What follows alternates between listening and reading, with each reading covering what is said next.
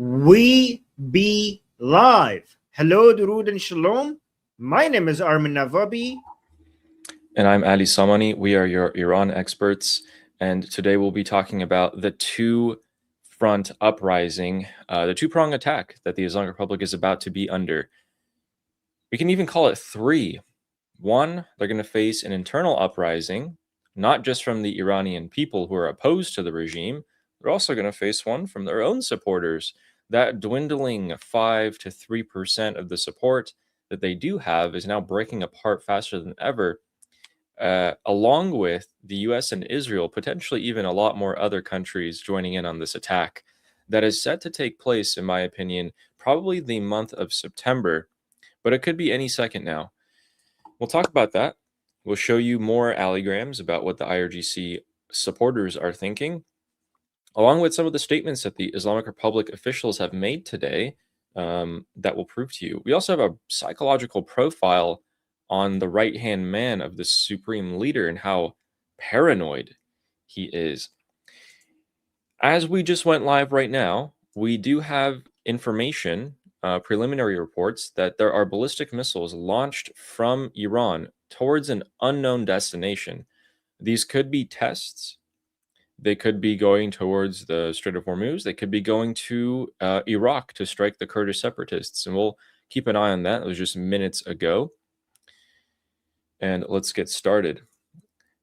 So, Armin, why don't we start with the psychological profile of the right-hand man of the supreme leader of the Islamic Republic. This man here, he visited the religious capital of the Islamic Republic. You can see him, one's decaying more than the other one. Apparently, the guy on the right, Hossein Taeb, he is the new head of the Basij unit. The Basij are responsible for the murder of the Iranian people on January 8th and 9th, slaughtering over 50,000 of the Iranian people in merely 10 hours. Hossein Taeb, he has a poor track record. He was the intelligence head for the Islamic Republic for 14 years, and under him, they assassinated the top nuclear scientists. They assassinated the top generals of the Islamic Republic. Many mishaps happened. He doesn't have his position out of merit. He has his position because he's intensely loyal to the new supreme leader, Mojtaba Khamenei. Well, it looks like several people from the Islamic Republic have stepped forward and reported that Hossein Taeb, the man on the right, he's very mentally ill. I know. He suffers from a dangerous condition called paranoia. He's paranoid towards young, old. He suffers from persecution complex, and he constantly tries to pit everyone against each other. People believe this is because of his tenure in the IRGC intelligence organization became so caught up in all the corruption and fabricating cases against insiders and pointing fingers that he is completely lost it. He's off the rails. And Armin, how much of that would make sense to you personally? Well, I mean, he has been in charge of removing all the threats to the Mojtaba Khamenei and Khamenei family from the regime, from inside the regime. Guys, so when I say threats, you might think like our people. No, not our people. Their people. Like, this guy has been looking for years. His job was to find and eliminate people from the regime that might be a threat, that might even be pro-regime, extremely pro-regime, but a threat to Mojtaba Khamenei. So I would think that many years of dealing with that, plus Islam, will cause you to be, I don't know, might make you go insane, even more than average. Yeah, maybe. I mean, if that's the case, if this guy is losing it even by their standard, this is good for us, because Mohsen Rezai, who are the people who are being put in charge? Mohsen Rezai, and now another person that is like losing his mind. Mohsen Rezai has lost his mind for a long time, and now, like, these are, a lot of you guys are gonna say like, oh my god, they're all stupid. they're all crazy anyways. What's the difference? There is a difference, right? Under Ali Khamenei, these people might have been Islamically crazy, but they were strategic. If the reports are correct that these people are not even strategic anymore, and they're dealing with a lot of issues, that might bring the fall of the Islamic Republic even closer. You guys don't grasp just how insane this is. For decades, you had actual evil but competent people at the heads of the Islamic Republic. The head of the Supreme National Security Council is someone who ordered a hit on his own son, who proposed capturing 1,000 American soldiers and charging $1 billion each to get rid of the economic problems in Iran, who proposed capturing people like me, Iranian Americans, who would travel to Iran and then charge a bounty. This is his method. This is what economics is to the current head of, he's the guy who decides, do we go to war or do we not? What do we do? And then he feeds this information to the Supreme Leader. Only the Supreme Leader can override him. Technically. He's insane. He's stupid. He's not really competent. He's a puppet, though. Stupid equals good puppets. But it speaks volumes as to how desperate the Islamic Republic is. You guys might look at the Islamic Republic sometimes and say, oh, it's a huge monolith. It's a, they're all together. They're all the same thing. In terms of power struggle, they're not. In terms of killing the Iranian people, they are. So when this power struggle happened a few months ago, and we've been following it every single day, it's led to the result of we don't need, or we can't afford to have competent people in leadership positions. We just need loyal people. Hossein Taeb, Mohsen Rezai. These two people run the show at the moment, along with the Supreme Leader Mojtaba Khamenei, who we haven't seen. Let's just say he's alive just in case, because we don't lose anything from that. But these two people have mental illnesses so severe that people around them have cast them out for decades. They're back in power. This is it. People like Ghalibaf have been put on the sideline, not because he was ordered aside, but because, by comparison, he does not have as much power. And he is doing his best to claw back to power. Let's take a look at what Mr. Ghalibaf is up to. Well, Mr. Ghalibaf, what have you been saying? What have you been up to? So, play this video muted for just a second while I tell you what he's saying. He came out. He's a little tired. He said, oh man, I was so close to, he's thinking, I was so close to being the #1 of the Islamic Republic, and I'm competent and I'm smart. I'm going to have to back off for now because those idiots in charge, I know they're going to mess up and fail. So here's what I'm going to say. Came out, made a speech. He said, I believe with all my heart, we won this war with America. We beat them militarily. We beat them politically. But doesn't mean that we destroyed the U.S. military. I just mean that, the U.S. and Israel had their objectives. They attacked us. They failed to get any of those objectives.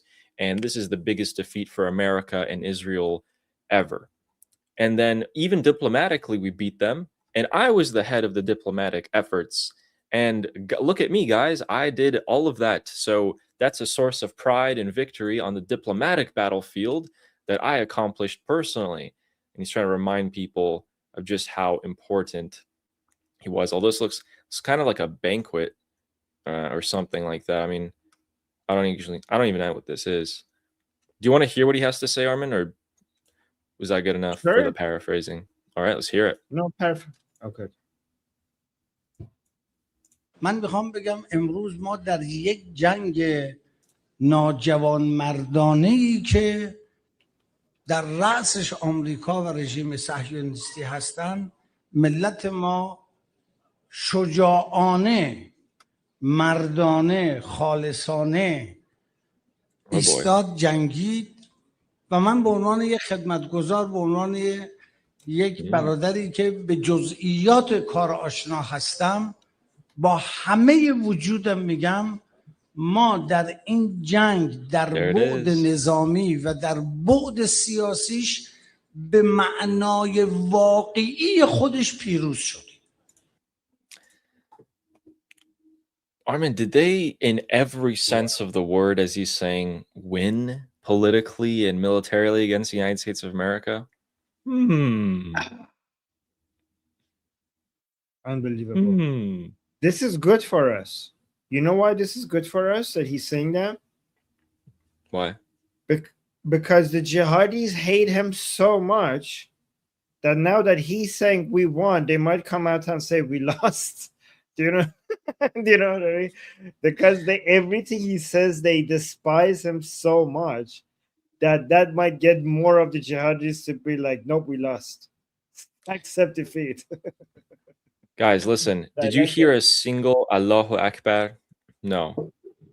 No. We all know what it means when people say Allahu Akbar to these things. Well, we beat the Americans, and then they always go, Allahu Akbar. No one said anything. Everyone's like, well, I mean, to be fair, he deals with a more sophisticated crowd sometimes. Of course. Yes. He's above the riffraff there, of course. Look at this. They're not sitting on the ground. They have tables.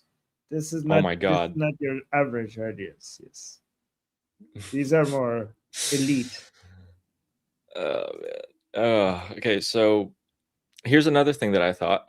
When he comes out and says this, he is trying to align with the supreme leader more, but also be a bit separate. So he's like, let me take a different position from the negotiation. Just be like, oh yeah, we did it. We beat the Americans, etc., etc. But I was the one who diplomatically did all this and that. At the same time, all the people in the regime, Armin, who don't think they're winning are going to come out and attack him even more, aren't they? Oh, yeah, for sure. Oh, for sure. And like, Ghalibov should just shut up right now. Like, I don't understand. He's usually more strategic. It's not a good time for you to speak. Just shh. No. Every time you open your mouth, it keeps backfiring on you. We had Islamic Republic state media bring on an IRGC commander. And this IRGC commander says that we are probably going to attack Israel soon. Probably. We can't just sit back and let Israel do what they're doing. We're going to have to attack them. This prompted Channel 14 of Israeli news to suddenly push out alerts that the Islamic Republic is about to attack, which is, I mean, I can never say never to that, but I don't think that's happening right now, just because this one guy was saying that. But it is a slight shift. For a couple of months there, ladies and gentlemen, they didn't say anything about Lebanon. In the beginning, they were like, Lebanon, we are the IRGC, and if you attack Lebanon, we're going to attack Israel. That never happened. It never happened. But also, to be fair, the airstrikes and the attacks that the Israeli IDF was conducting on Hezbollah were at a minimal level until about 48 hours ago, where they launched 2 massive operations night after night to capture Ali Taher Ridge. That's the ridge. It's like a mountain that overlooks the capital of Hezbollah, and it overlooks most of southern Lebanon. So it's the most important strategic hill or mountain you have to take in southern Lebanon. And while it was a little unsuccessful, it's prompting the IRGC to come back out and say, we are going to go to war with Israel if they push this. And this is just them. This is them pushing this, them saying this on their own. Here we go. So some slight changes here that we're keeping track of, but the biggest pieces of change that are coming out are a couple of economic things and a couple new laws. So the gas stations in Tehran today closed. They don't have fuel. Chief. How do people live? The people suffer every single day for this. And this is a big indicator that if the capital, so if you guys look at these neighborhoods like Neovaron, Tajrish, these are not poor neighborhoods. These are more affluent neighborhoods. You got a couple middle class in there. You got a couple higher upper class in there. And these are the locations where the gas stations are closing. These are neighborhoods, by the way. All the gas stations in these neighborhoods, in these districts, are closing. These are like tens of thousands, hundreds of thousands of people suddenly running out of gas and having to drive across the city to possibly find it. This is important. We showed you guys yesterday, the couple days before, there's long lines of gasoline in Iran from the north to the south. It's not just a specific part of the country. The entire country has shortages of gasoline. Armin, what happens when, let me give you two scenarios, two conditions here. And can you tell us what would happen? The price of gasoline in Iran, an equivalent to the United States, is like 11 cents. Am I right? They're proposing to up that to like 60 cents. So 5 times more. What happens when the economy is used to 11 cents, but now, boom, the price of gas, which, you know, trucks, businesses, all these things we're relying on, suddenly goes up 5 times. Everything breaks because things stop being profitable. People are like, oh my God, 11 cents per gallon, that's pretty cheap. Businesses have very limited profit based on that price. With that increasing to 60 to 70 cents per gallon, that means no more profit. That means so many businesses and including people who are doing their own small businesses, they have to shut down because now they're going to be in the red. Even the last remaining businesses that weren't in the red now going to be in the red because now the cost is going to increase. That's heavily subsidized fuel price that was used by the government as a way to steal Iranian people's money away from them and then make them dependent on the regime through subsidies, has turned into a requirement for so many businesses to be able to continue to operate and for people to be able to afford living.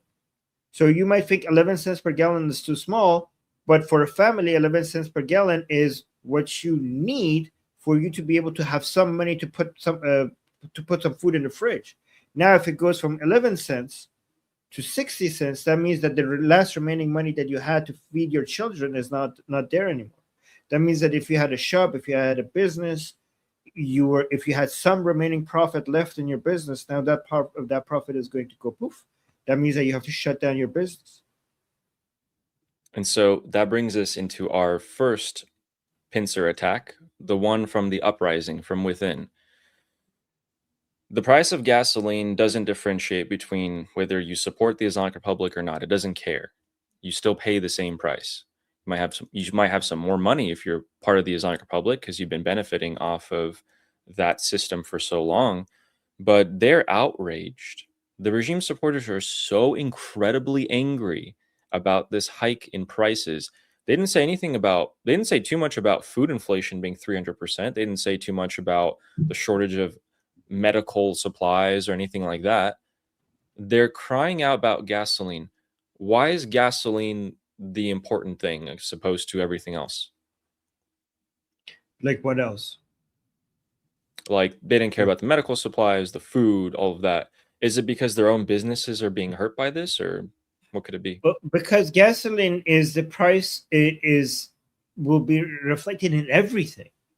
Fuel prices, like everything around you, has fuel prices embedded within it, right? Like the milk that you drink needs some of the money that you pay for milk is for the fuel that you need to for the cow to farm the food for the cow, to move the food for the cow, to move the meat, to move the milk of the cow to the factory, to all the stuff that runs the factory to produce the milk, to package the milk, to bring the milk to the store, to run the electricity in the store, to run the electricity in the factory.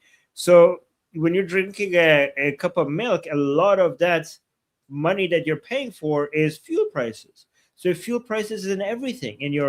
When you're paying your doctor, you're paying for fuel. Even if you're not using your phone, when you're paying for your milk, you're paying for fuel. When you're paying for your book, you're paying for fuel. Everything. So fuel is in everything. So when fuel prices go up, everything goes up. It's embedded in everything that you pay for. So it's connected to it. So at this point, let's give you guys some key indicators. The inflation month to month is about 90. The inflation, this year has been 90%. You had 100 grand sitting in the bank. Congrats, you now have 10,000. Didn't spend it, by the way. Just since January. That's what happened. In addition to that, the average wage in Iran is about $80 a month. The prices of food are hiked up. The prices of your bills have hiked up about 5 to 10 times. Let's just go say you did go and buy food for your family and you brought it home. Oh no, the electricity is out. There's an electricity outage. It just lasted 16, 20 hours. Dang, the food that you bought is spoiled, right? It's kind of summertime. Some areas of the country in 40 degrees Celsius, 120 degree Fahrenheit heat. All of a sudden, your family doesn't have food anymore. You're going to have to sell your belongings, take out loans to afford basic needs. So in that sense, the majority of the population who is already not doing well for a long time is waiting right now for a chance for something, a spark to happen, and they will come back out. All the talk that you guys heard, perhaps through propaganda or other means of the Iranian people are never going to come back out again. That was it. January was it. And it failed and it's over. I kept telling you guys, they don't have a choice. They don't have a choice. In fact, look at the reason as to why they come out in the first place. They want a better life. They want a normal life. If you don't get a normal life and you keep getting suppressed, you're going to keep coming back out, not because you just want to, it's because you have to. If you don't have any food on the table. You don't have anything. That's the Iranian people's side. The regime supporters have a different reason to come out. They're not as pressed in the economic front, although they are. They are concerned about, Armin, this isn't the Islamic Republic that I know and love. Who's even, who's who anymore? What's what? This isn't what I endured sanctions for. This isn't what I, served in the military for. That's what they're thinking, right?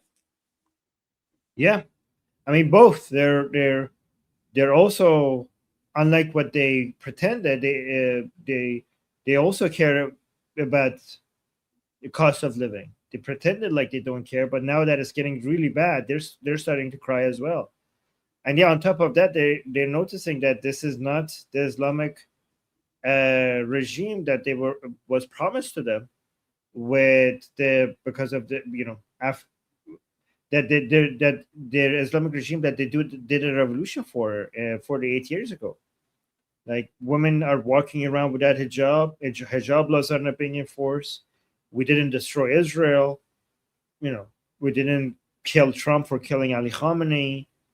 And executions are like 4, 5, 10, 12. It's nothing like the thousands that we asked for. So we can't even say death to America anymore, apparently. We're not even allowed to say death to America.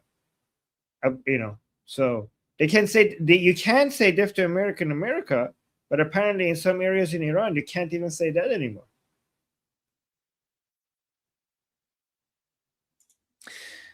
That is the reason why a uprising is imminent. Sorry about that. Let me put this back, and here we go. That is the reason why the people will come out at any moment. Things are going back towards that route. So for a while, you guys may have noticed, if you've been following along, that the momentum decreased. That is true. And that was natural. The momentum right now, from someone sitting here in my room, not living in Iran, I can feel that the momentum is rising once again. Do you feel like the momentum's rising again? I mean, it's rising, but I don't know when it will happen. And I think it's unpredictable when it will happen. Of course. And also, some people are arguing that for our side to do an uprising, it shouldn't happen before we're armed, given what last time happened. I'm not saying that, but I'm telling you what some people are saying, that the next uprising should happen to that scale only after we get armed. It doesn't make sense to go back, fight the regime, and just get slaughtered like that again. We already demonstrated that we are willing to pay the ultimate price. Doing that again doesn't prove anything if we're going to get slaughtered like that again. Given that we already shown what we're capable of, we have to, some people are saying we have to wait for us to get armed before we try that again. And, one thing that I'm hoping for is that we could at least get these Dorka jihadis to do an uprising against the regime before then. Yeah. And so that brings us into our reason for why the United States and Israel will be conducting major combat operations. This will happen. We have a couple points to bring up. Watched a lot of United States military analysts last night before I headed out to spend some time with my fellow humans my age. They say that it's too hot right now, for example. It's 40 degrees Celsius, 120 degrees Fahrenheit, and we'll get into that in just a second. But this plane that you see right here, there were a ton of airlifts today. I think there was like 10 or 15 different KC-46, the 135s that took off today from CENTCOM to America. They all left the region, and this is causing a lot of people within the American military sphere to come out and say, that's it. Trump tacoed, he chickened out. We're leaving. We're pulling out things of the Middle East. And the other half are saying, you guys are idiots. These are empty. They're heading to America to pick up more supplies. These were the same planes that came from the United States over Europe and into the Middle East. They emptied everything they needed. They made some flights back to Europe, back and forth. Now they're heading back to the US. It's called rotation. It's normal. If you guys hear about the United States pulling out, this is what they're talking about. And it is not true. And here is our next reason before we get into the ground level about the troops. I'll give you all the information that I've gathered. This is an F-22. 4 different squadrons of F-22s were added in the last few weeks. We covered all of that. We now have over 100 refueling tankers in the region. Most of them that I could track are in Saudi Arabia and Israel and Jordan. These F-22s serve a specific purpose. That is to go after anti-aircraft defense. You have man pads, no problem. Take them out. You got some, surface-to-air missiles. Take them out with the F-22s. They're stealthy enough. They're fast enough. This is what they specialize in. The American forces bringing in multiple squadrons of these doesn't mean that the Americans are arrogant and they think we had aerial supremacy, we can just achieve it again. That's not how our military works. We go for the kill as soon as possible. We destroy everything that could possibly be a threat to our troops, and we do it with overwhelming force. That has been what we say and what we do forever, actually. We don't take equipment out. We only add. So now, when the USS George Washington is set to arrive in actually just a matter of days, we'll show you guys what that looks like as well. Oh, why does it look like so pixely? Let's grab this one instead. All right. So the USS George Washington, that's a big boy. It's coming in to replace the USS Abraham Lincoln. If you want to look at the flight decks, we have the USS George Washington that's going to come in. We have the Bush. Then we have the Boxer. The Boxer is an aircraft carrier, but it's also meant to deploy troops amphibiously. It has a runway on it and everything. You have hundreds. Correct. So you have hundreds and hundreds of fighter jets. you have 2 aircraft carriers, and for a period of time, I don't see the USS Abraham Lincoln leaving at the moment. There might be a short period of time where there's 3 aircraft carriers, Lincoln, Bush, and this Washington that's about to arrive. I'm just saying. Oh, Joshua just said my brother is on the USS George Washington. Hey, tell him we say Ooh. thanks. Thanks, Joshua. Thank you for his So, service. guys, Thank him yeah. on our behalf for his service. And Ali, they're I don't joined with know their if the strike groups. USS Abraham. I don't know if USS Abraham Lincoln people are ready to fight. They need to. Those boys and girls need to go home. They've been stuck there for a while, so I don't think they're ready to get them involved. Like after being there for so long, just starting a fight while they're being involved in it. I don't think they're ready to. I think they need to go home. No, maybe I am. It could be. A lot of people are arguing that exact thing. The counter argument that I have heard to it is that then why would they wait so long to rotate it?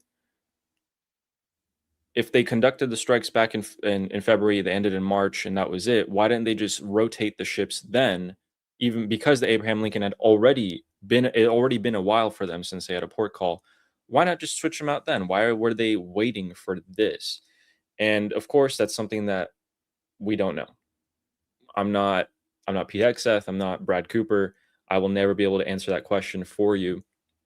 But hopefully years from now, we'll come back and answer all these. The overwhelming firepower that is in the region at the moment is almost 3 times the amount that we had on February 28th. February 28th, you all remember the videos of the strikes and the bombings that occurred on the Islamic Republic. Well, we have 3 times that amount now. In addition to that, we still have 60,000 personnel in the area of the Middle East. Not all of them are people who will hold weapons and run into a combat zone, but the thousands of Marines currently stationed in the area are. So, the Marines. For the Marines to successfully conduct an operation on the southern coast of Iran, a couple of conditions need to be met. We proved a few weeks ago with the 13 day of strikes that the United States is able to take out logistical hubs. This would be bridges. It would be bunkers. We did use bunker busters on the south of Iran. I think it was like the GBU variant. And then we were also able to close the missile city entrances. We took out all the speedboats. They have no navy. We're capable of it. Then the ports have been slowly suffocating. The IRGC now has to reroute its plans and say, well, if we do want to reinforce our IRGC garrisons in the area, the U.S. will just hit the bridges and the roads. We're going to have to figure out a way around that. It's going to be a bit tough. It's like a checkmate move. And keep in mind, if you're an American soldier, you're an American Marine, you're storming the beaches of the southern coast of Iran. It is August. It is 140 degrees down there. It's going to be quite difficult to maneuver. For your stamina, it's going to be low, etc., etc. Now let's put on the very high possibility, and I'm going to ask you if this is a possibility or not. I believe the Islamic Republic has absolutely no problem with using chemical weapons. For example, they don't care if they use chemical weapons and it hits their own people. It doesn't matter to them. As long as the Marines die, the civilian population is also killed, it doesn't matter. So, if you're a Marine, it's 140 degrees, 120 degrees, you got to put on a gas mask, you got to put on layers of protective equipment to be able to storm these beaches and these mountains and these hills. You are going to die from being overheated, from heat exhaustion, rather than the IRGC. You're going to have to wait a little bit if you want to conduct some land operations, in my opinion. I don't want to see any Americans being casualties because of the environment. September, tail end of September, things die down in terms of temperature. Still have some time to go until the midterms, about a month and a half. I would put it more high likely for that to happen at that time. Again, guys, that's just a theory of mine. Could be completely false. But that is the general American forces strategy that we have here.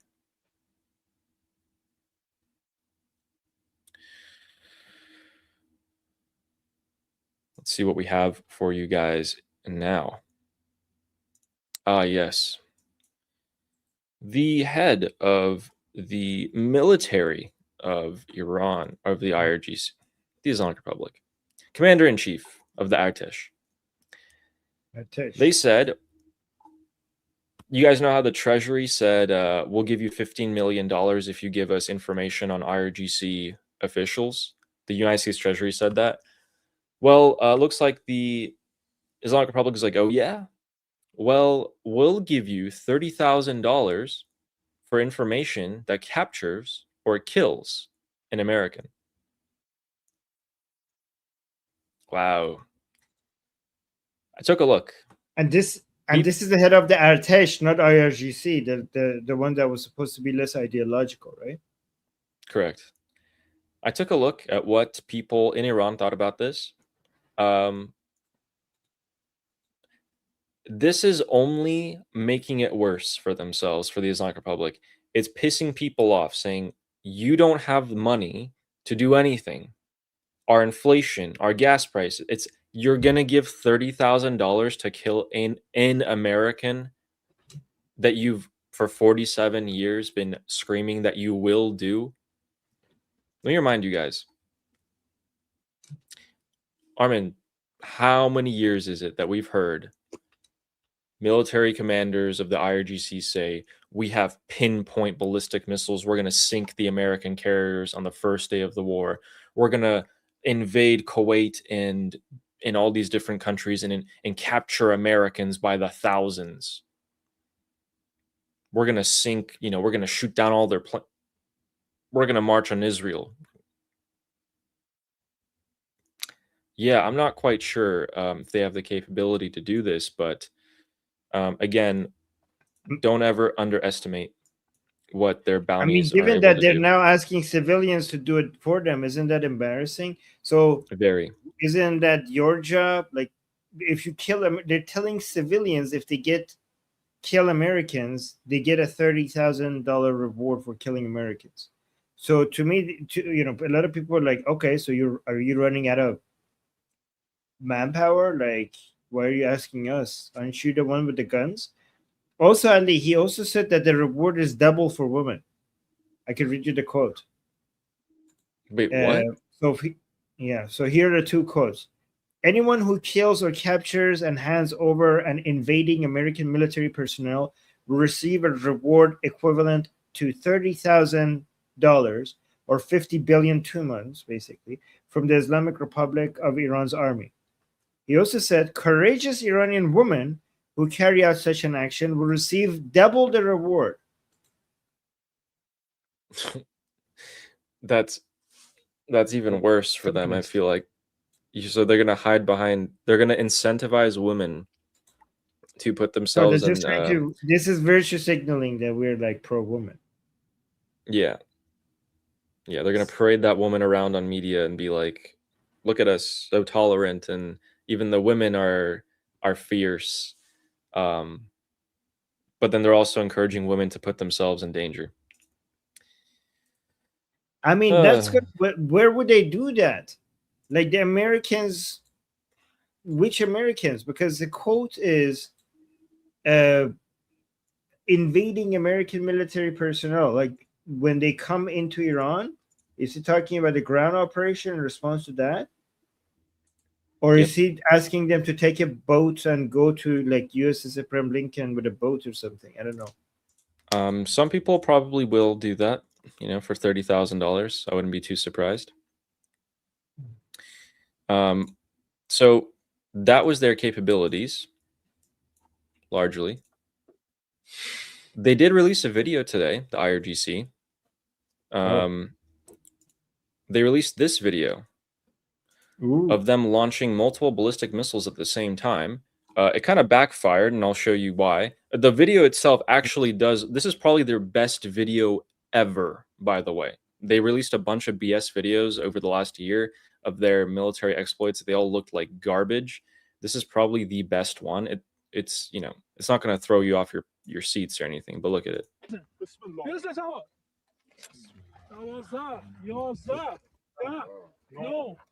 He's counting down.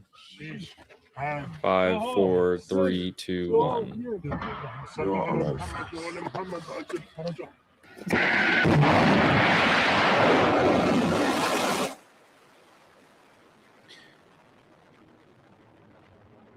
And then when it pans over, you can actually see all the other missiles launching at the same time as well.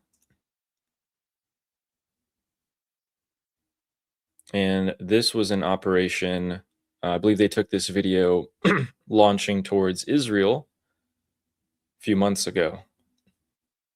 So the video is released now, but yeah, the video is from a few months ago. Wait, really? They have a button in the corner? They press the button in the corner for make this all happen? Like, that's weird. Okay. Is that the green device? Yeah, exactly. So this is why it backfired, is because this image in the beginning of the video has now been declassified by multiple open source intelligence analysts. And now we know exactly how their ballistic missiles are launched. There are like 6 buttons here. One of them is for launch, which is on the one on the left. There's others for like programming and this and that. Yeah, it was something, I guess. But it's just more information that we're getting. What? Yeah, why would you release that? Guys, Israelis managed to infiltrate into one of the most secure areas of enrichment of uranium by the Islamic Republic inside Iran, just because they released a video showing the back of a computer. The back of the computer made Israelis manage to figure out so much about what they needed to do. So the fact that, why would you release that? Do you understand how much information you have just given to the Israelis by doing that? Like, those people, if I was the Islamic Republic, I wouldn't be surprised if I wanted to execute these people for releasing that video. Yeah, so then here it is. People dug up older videos from the Islamic Republic, and now they know the exact model, make, how they're launched, what the controls are, and what the size of these devices are. So that's more information for the Israelis to go after here. But hey, the launch itself looked pretty good. I mean, let's go back. Didn't look bad. It's probably around here.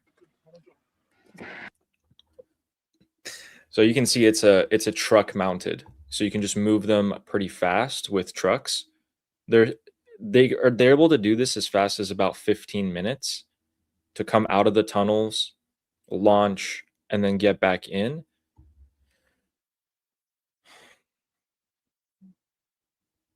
And that is their largest success. Here's the thing.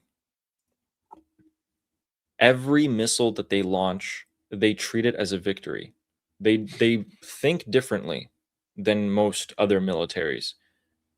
Right. Every missile launched is a victory for them, no matter what. If it gets intercepted, if it doesn't, it's still a victory in the Islamic Republic's eyes. It creates danger, uneasiness, hesitation, and it costs the United States and Israel interceptor missiles and money to target these. It's always a win-win for them. You know why? You know why it's a win-win? Because they don't care if their own people are killed. It doesn't matter to them if the population of Iran is destroyed. Countries like United States and Israel not only care if their own population is hurt, but other countries' populations are hurt as well.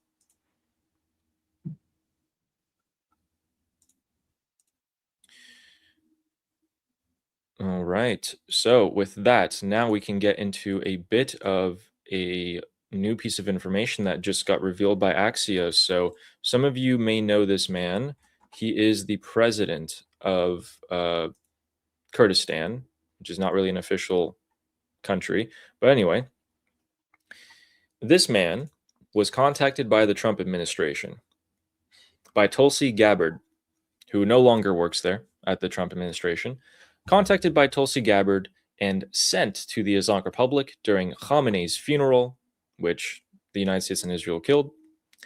And during the funeral, the president of Kurdistan went up to the commander-in-chief of the IRGC, Ahmad Vahidi, and said, listen, man, let's make a deal. The United States and you, the commander of the IRGC, let's make a deal.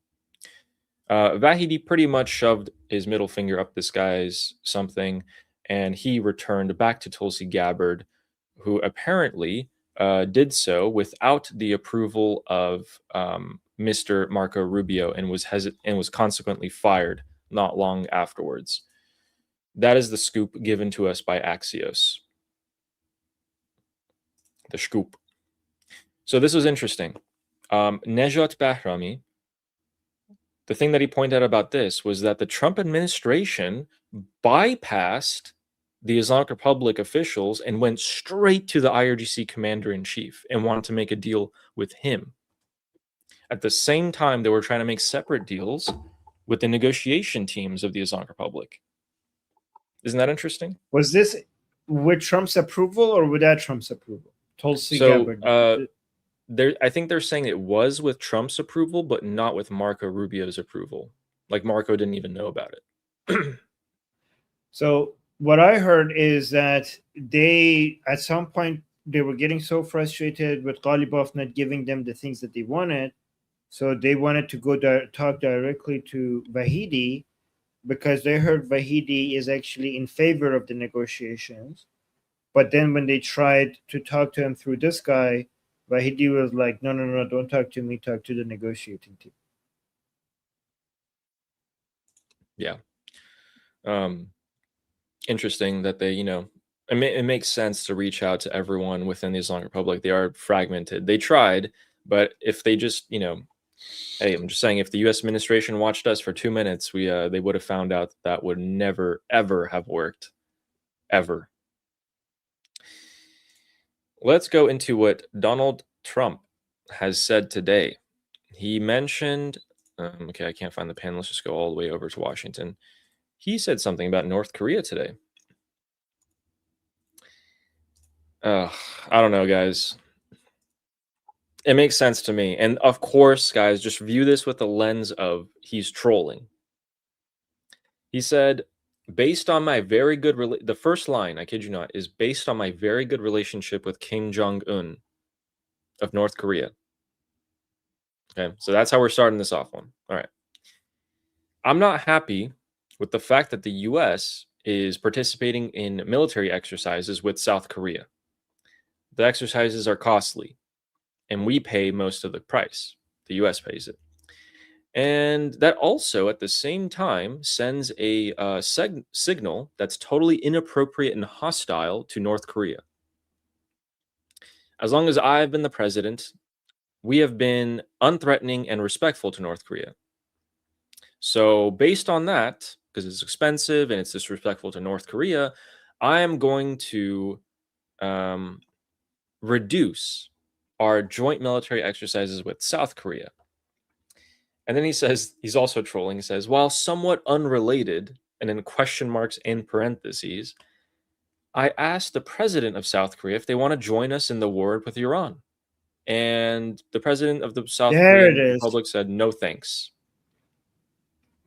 So he's saying, because South Korea said they're not going to join in on the war, and because I like Kim Jong-un, I'm going to reduce our military presence in South Korea. Completely unrelated, by the way. Completely unrelated. Ignore the question mark. Do not, that the question mark was a typo. Go lower. It's not cryptic at all, guys. This is pretty straightforward. You don't have to, well, somewhat unrelated, question mark. I mean, you guys were not there for us, so I guess we're not going to be there for you guys. So I Why get it. should we? Mm. But damn.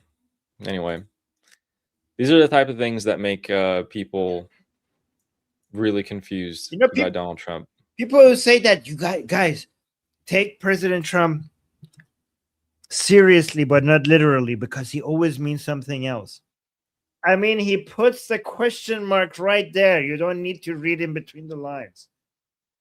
Like, it doesn't make it. He makes it pretty obvious. Yep. This is not a Here's joke. another. This is a genuine. This is not a joke. This is serious, and Yep. it makes sense to me. Like, why you leech off of our military? The whole point of us securing you is that we should, like, because we treat you like an ally. So you're not there for us. Why should we be there for you? Like, there should be consequences. By the way, love you, South Koreans. I'm not talking about you. Yep. Guys, how many of you work out with a company or with an app called Strava, out of curiosity? Because apparently members of the United States military love it. There's an app called Strava, and it tracks your workouts. So if you want to run, whatever you want to do, it'll track it. Take a look. This is the Muwafaq Salti Air Base in Jordan. And the United States military service members have been using the Strava app to track their workouts.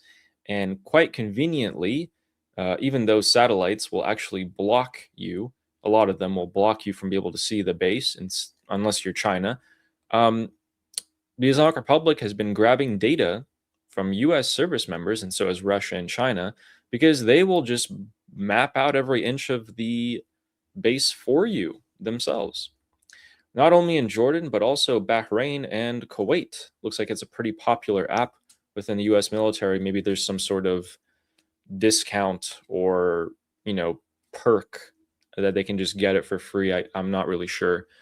Every time they run, that data gets sent from their phone to the satellite, and the Chinese and the Russians and the IRGC have been feeding off on that data. Some people are pointing out, is this why the IRGC were able to hit the barracks of this base with pinpoint accuracy? We're not sure.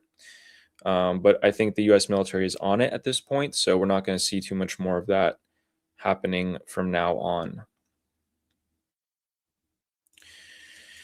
And Jared Kushner, of all people, has suddenly made a visit to Israel.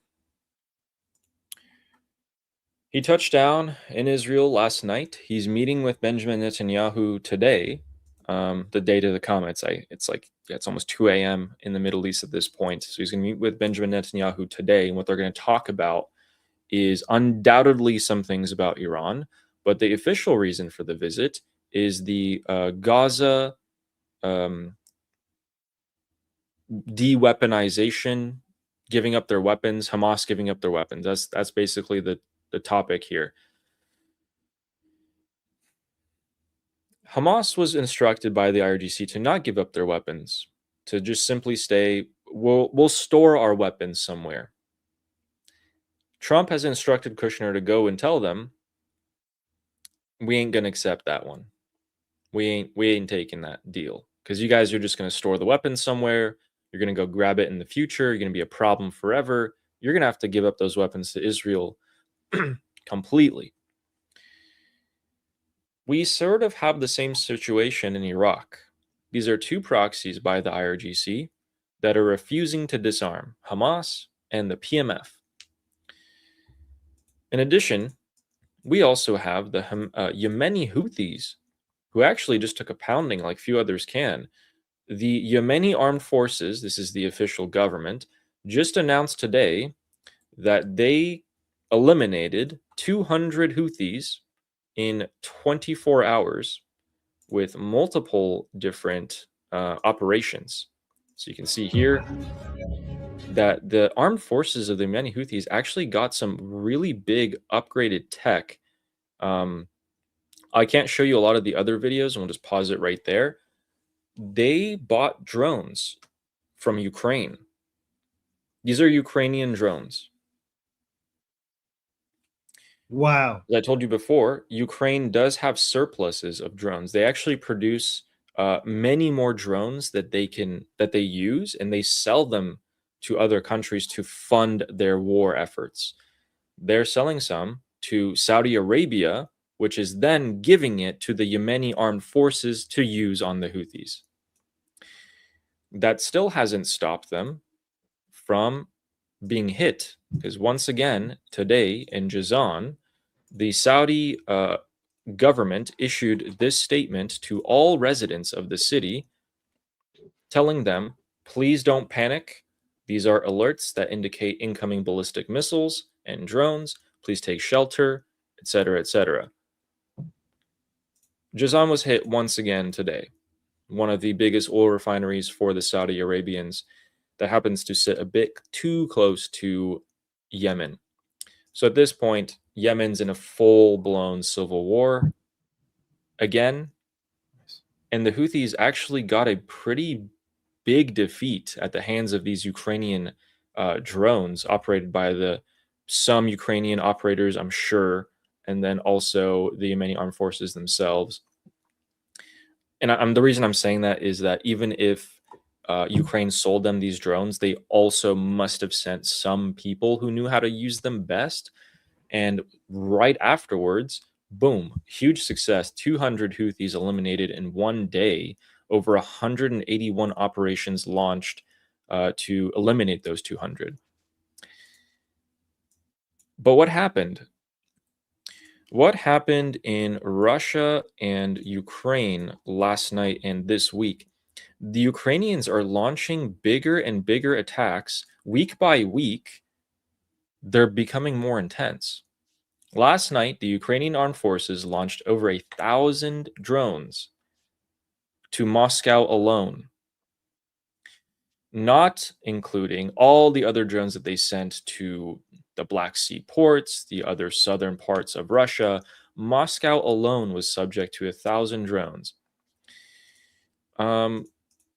How do you guys think, or what do you guys think Moscow looks like at the moment? Let's take a look. We currently are taking a look at one of the biggest wild berries warehouses in Moscow. Wild berries is the Amazon equivalent of Russia, and currently, out of their 35 warehouses, they have, I think, about 9 left. The company's destroyed at this point. Imagine if Amazon suddenly had 20% of its capabilities to give you your package. The company's going to fail immediately. That is what the Russian economy is facing, along with the fact that they can't sell their oil, or they're struggling to, and they're actually importing gasoline from India at this point. Yeah, it's not looking too good for them. Not looking too good at all. So that'll affect the Russians' capabilities here in the Caspian Sea. This sea has been useful. Slavo-Ukrainian.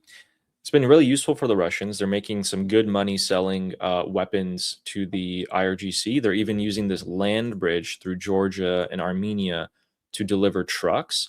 The Ukrainians have struck both trucks and ships. For the past couple of weeks, they haven't been active, but that threat is there. We told you guys yesterday, Ukraine doesn't really have too much of a problem entering this war. The IRGC can't reach them.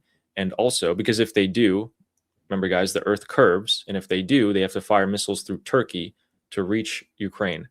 Turkey is going to shoot them down 100%.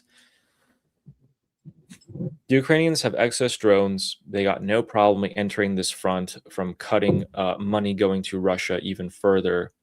And the IRGC are going to not poke that bear. What they're instead going to do is continue attacks on U.S. Army bases like they did 2 days ago in the north of Iraq, targeting specifically Army barracks to kill soldiers. It was evacuated. And then here in Bahrain, what they're going to do again, and what they largely successfully did, was at our 5th Fleet base here. Are those char marks? Okay. This is a logistical hub for CENTCOM. It was put out a commission by the IRGC. They bombarded it so much, and that is why the USS Abraham Lincoln has been short on supplies and forcing it to bring in supplies from Diego Garcia all the way down here. It's not so simple. It's not so straightforward. War has costs. Before we go into alligrams, we have a quick update for you guys in Europe. Do you guys remember this part? Anyone remember what happened here? This is where the invasion of Spain occurred a couple weeks ago. Well, looks like it didn't really end there, did it? This is what it looks like last night.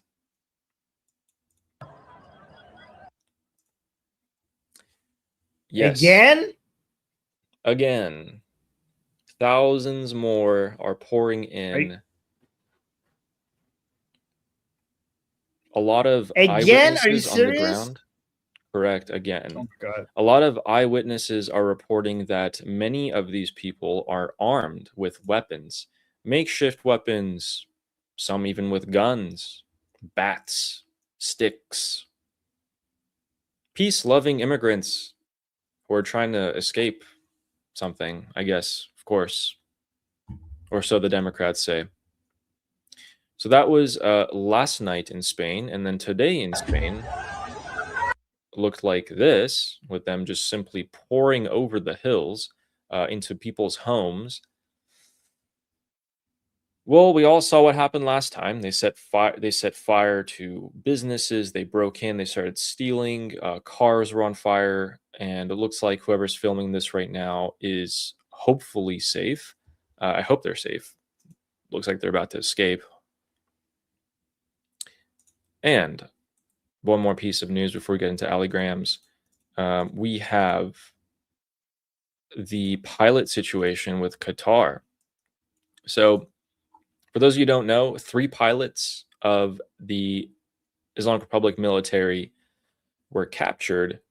There were 4 sent to conduct bombings on Al Udeid. That's the U.S. military base in Qatar. Their planes were all shot down. It was obvious that they were going to get shot down. One of them perished. The other 3 ejected and were severely wounded. They were captured by Qatar. The IRGC just found this out 2 days ago. They demanded their pilots back, and Qatar said, "We don't have them. It's not us." People went digging. I went digging. This is an interview with a Qatari colonel. He says, "We interrogated the pilots. We interrogated the Iranian pilots." And at the same time, Qatar yesterday announced that they didn't have the pilots. Ever. They never had the pilots. Cool. I love the internet. Don't you guys? Because there's receipts for everything. There really is. He's like, what did you do? The Iranian pilots, they attacked, we captured them, we interrogated them, we got information out of them. This is from months ago. This interview is from a long time ago. Wait, so Islamic Republic was telling the truth this time? Yeah. Give us back our pilots. Qatar's like, we don't have them. And then this is a Qatari colonel being like, yeah, we captured them and interrogated them. Okay. So let me close these out here. All right. Here we go. Guys, we have a section called alligrams. I go and find some messages that are indicative of the regime supporters who are currently in Iran, and then I show these to you guys so that we can see what they're thinking. Here's our first one. We'll translate this one into English for you guys. And it says, "Is it okay for Muslims to be genocided by China?" Referring to the Uyghurs. "Is it okay for Muslims to be killed by each other? Is it okay for Muslims to be killed by their own people? Or is it a crime to for Muslims to be killed only by Israel and America? Be human. Anti-West, anti-US, anti-Israel, and this is true. Muslims don't care when Muslims kill Muslims, or even when China kills Muslims. They care when Israel and the United States kill Muslims. That is our first one by the regime supporters. And our second one is here. It's a little bit drawn out. Let's translate this and see if this is an accurate translation on this extension that I have. Yeah. All right. Perfect. This is a regime supporter that's attacking their own government. And when I say government, they mean like the current 4-year presidency government. These people are ignorant and will die ignorant. They'll be ignorant to the end. They don't understand that poverty in society is worse than war. Poverty causes all kinds of corruption. Let them understand in a few years what's wrong, and then they won't be able to do anything about it at that time. So this regime supporter does believe that they will survive for a few years down the line. No, I don't think so at all. Maximum, you guys have 2 years. But more and more people in the Islamic Republic are waking up to the fact that their own government is incredibly corrupt. They're waking up to the fact that, hey, if prices are suddenly increasing right now, maybe it wasn't just a result of the war with the United States. It might also be because our government sucks. One of the key things that I saw them talking about in their discussions was that we spend all this money for Lebanon proxies and Iraqi proxies and nuclear programs and all this. We actually have nothing to show for it. We lost our nuclear program. That was about $2 trillion. We lost a lot of our proxies. Hezbollah is getting hammered, especially over the last couple of nights where Hezbollah is getting hit. They're talking about it again. And they're being like, wait, if our government spent all this money, maybe it's our government's fault. They're reaching level 1 of consciousness. Level 2 would be them realizing that it's not just their government in the Islamic Republic, it's their ideology. It's themselves. We'll see if they get there. Yeah. No, yes. Level 3 would be, this is my fault. I chanted death to America. I chanted death to Israel. I did this to me. That would be level 3. Yeah. They're still on level 1. But hey, they got to level 1. Oh, man. And then we have another person saying, in response to one of the regime supporters saying, a bit more brainwashed, he said, there's no such thing as selling out one's homeland.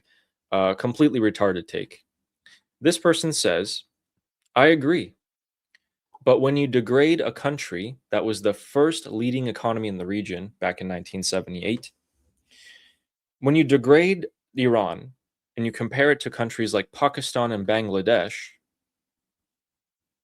and the ones who decide the fate of the Iranian people are the leaders of the countries in the region and not the leaders of Iran, then you realize that we have the most traitorous government in Iranian history, a government that only thinks about its own survival at any cost.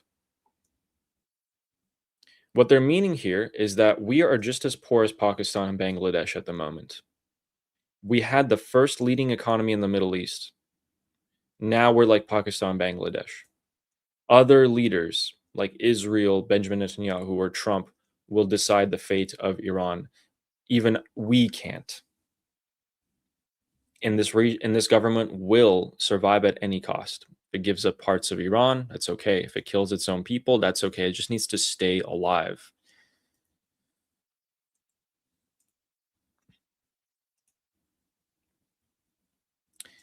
And our next one here, which says, someone said, the people don't care what American officials say. This person responds to that, saying, I completely agree with you. All of this is propaganda, especially by creating an imaginary enemy and stirring up people's emotions. Ukraine and Russia have been at war for 4 years, but their inflation is 6 to 7%. Our internal problems are plunder. Our system is kleptocracy. What's kleptocracy? Could you explain that to us? What is the Islamic Republic economic system here? Why is it? Isn't that when the corrupt rule? Yeah. When the people that, yeah. And just hoard all their money, yeah. Yes. They're all figuring this out. They're comparing themselves to other countries. They're comparing themselves to Pakistan, Bangladesh, Russia, Ukraine, who have been in active war. 30,000 people die a month. Their inflation is 6-7%. Why is the inflation in Iran 90%? That's why they say it's not because of war, it's because of other problems that we had. War should cost 6-7. 6-7. Oh my God. Okay. Ali, you too? No. Oh, they're no. saying it. Ali. Their inflation is 6 to 7%. I'm not. It's not me. Ali, why you? You were the chosen one. How could you do this? So, as of the past few days, the regime supporters are pointing fingers at their government more than anything else. As someone who's been reading these for months, it used to be pointing fingers at people like me and Armin, people who live outside of Iran, who want the Iranian people to be free. They're like, you're the problem. Then they pointed at the Iranian people themselves because there's more internal division within Iran. Now they're pointing fingers at their own government, at their own Islamic Republic. That's the stage that we've arrived at. And it was natural. It was going to get to this point. We told you guys it would get to this point. This is, by the way, going to get much, much worse as we head into fall and winter, when economic hardships become multiple times more difficult, when the blockade takes more of effect, when Scott Bessent this week is going to roll out the most amount of economic isolation that has ever been done in history to a certain country. Our next one is the Islamic Republic State Media channel reported that the United States Energy Secretary Chris Wright is reporting that the U.S. has controlled the Strait of Hormuz and that we're exporting 15 million barrels a day out of the region of the Middle East, which is 75% of the pre-war capacity. 20 million before the war, 15 million now. And this regime supporter says, wait, the Americans might be right. It seems they're right. Every night, a lot of ships pass by in the Strait of Hormuz, and we don't hit them like before. Except for 1 out of 100 ships, we hit them. A few nights ago, Farce, which is the Islamic Republic State Media, wrote about a whole bunch of Saudi oil tankers heading towards the Strait of Hormuz. But then after that, there was no news that we hit at least one of them. This is true. These Saudi tankers did enter under the protection of the United States military and were not hit. The UAE ships were hit, about 1 a night. The regime supporters are also aware of this. This was something that they were aware of before. This is something that they're still aware of now. I don't see an increase or a decrease in this. They're the same awareness level of that they don't have control of the Strait of Hormuz. The ships that they are hitting are just not enough to cause oil prices to go up. And then we also have another person talking about this as well. This regime supporter is saying that ship transit statistics, you can see how many ships have been going through the Strait of Hormuz. You can see them anywhere. Just go to the Kepler Institute. You can look them up online. Go search to find out the truth. It's very simple. If ships aren't passing, then why aren't gasoline prices going down? Well, what they're trying to say is that if ships are not passing, then how come gasoline prices aren't going up? If ships are passing, gasoline prices come down. If ships aren't passing, gasoline prices go up. Why is it? Go look for the truth yourself, because the Islamic Republic is not showing that. In fact, they are not. This has been a hot topic among the regime supporters. Why do we have to go to foreign media to find out the truth? Why is our own media not telling us the truth? Yeah, so exactly. Their own leaders are lying to them. They're pretty privy to this fact at the moment. Something that I would like to see increase. And that is our allogram section. It's pretty standard. We've seen these things before. We're also seeing them not slow down at all. Yeah. I think like these allegrams are so revealing of what the current mood is among, people that might be closer to the regime. It's really good. Like I think you have found one of the most effective ways of figuring out what's going on. That's good. Yeah, I'm glad you guys like it.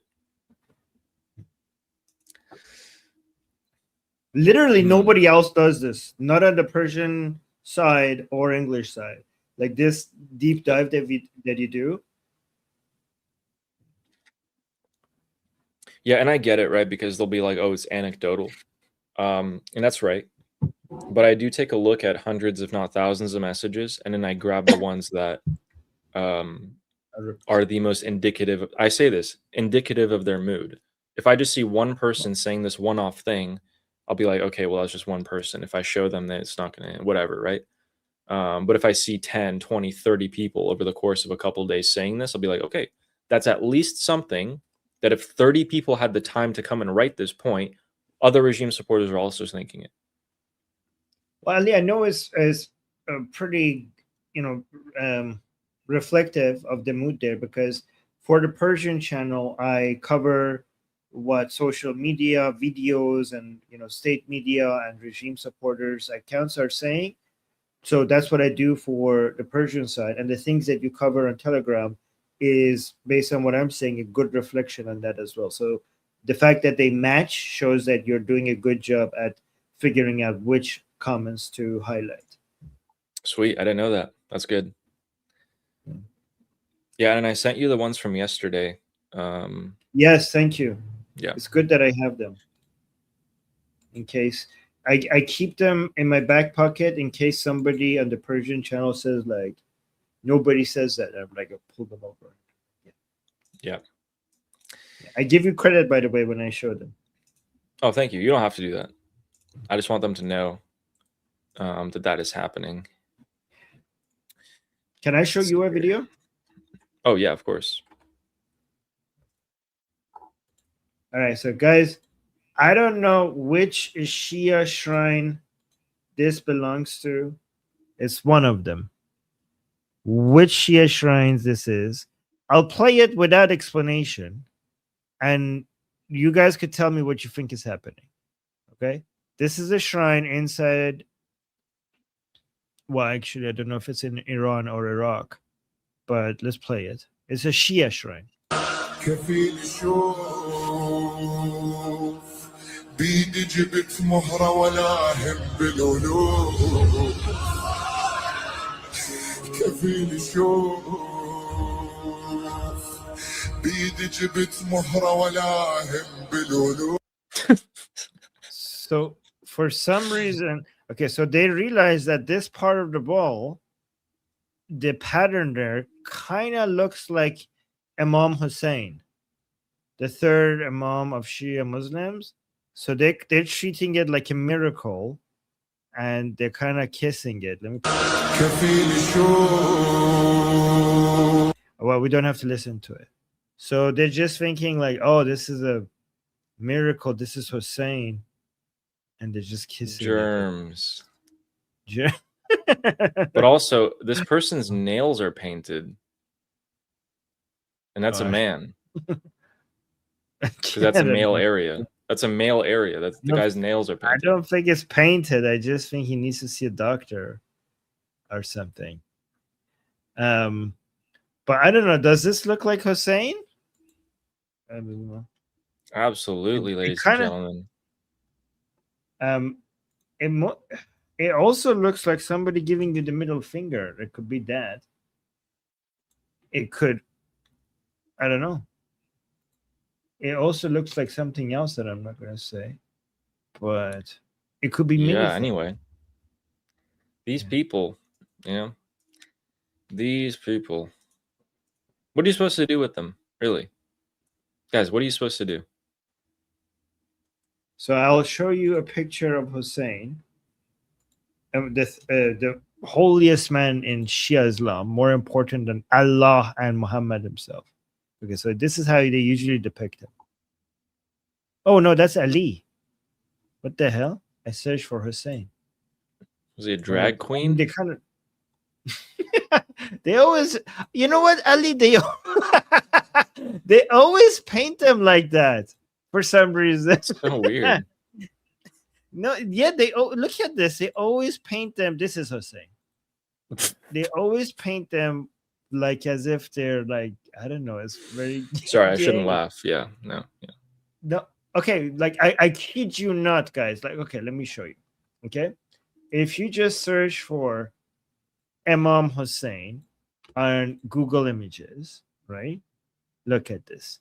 Okay, so if you don't see the face, then it doesn't look like a drag queen, right? Or whatever.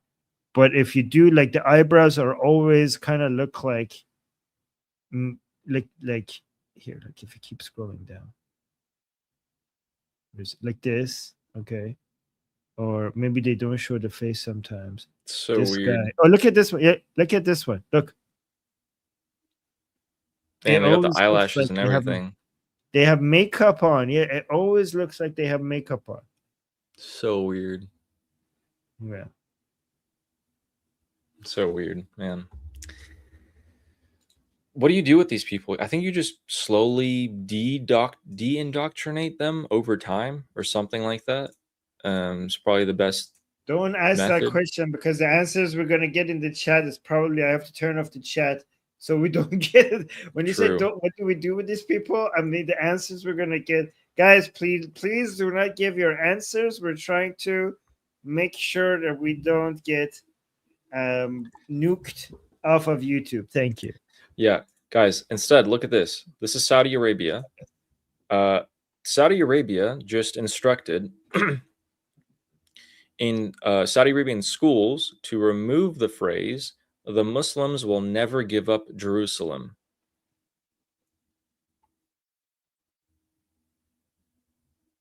Interesting, right? So they're having that removed, and they're going to remove it from any textbook taught in school from 2023 onward. Interesting. Wait, where is this? This is Saudi Arabia. The Muslims. Yeah. So they're saying that a grade 11 Arabic language exercise no longer features the sentence, "The Muslims will never give up on Jerusalem." And they're using that as a pretext to, I don't know, possibly slowly start changing their opinions or something. A couple of years ago, they removed anything anti-Jewish. Now they're going as far as not giving up Jerusalem. Yeah, so this program is called Vision 2030 by Saudi Arabia. It actually also replaced the phrase Zionist enemy with Israeli occupation. Somebody's saying, isn't that in the Quran? No, it's not in the Quran. In fact, Jerusalem was never mentioned in the Quran. And the place that they think refers to Jerusalem cannot be actually Jerusalem, because the place in the Quran that they think refers to Jerusalem makes it seem as if a mosque is already built there. And during Muhammad's time, there was no mosque in Jerusalem. So no.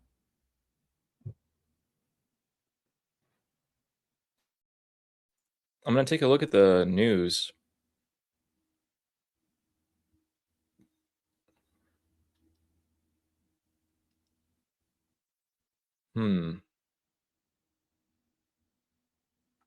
Yeah, no. Nothing.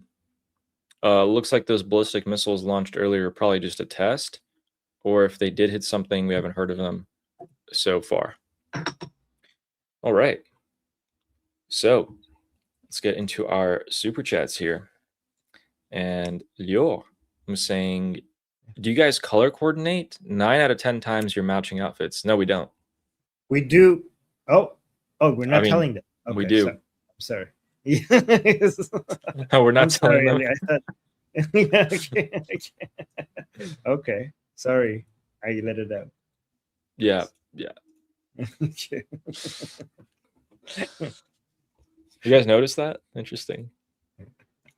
And thank you, Leo. And our next one is from Bill Kennedy saying, do you prefer blockade only plan? Thoughts? No, because the blockade on its own will never topple the Islamic Republic. I think that blockade only for a time might be the strategic. Blockade only forever, no. But blockade only right now might be the most strategic thing to do. Right now, to prepare the situation for eventually doing other things.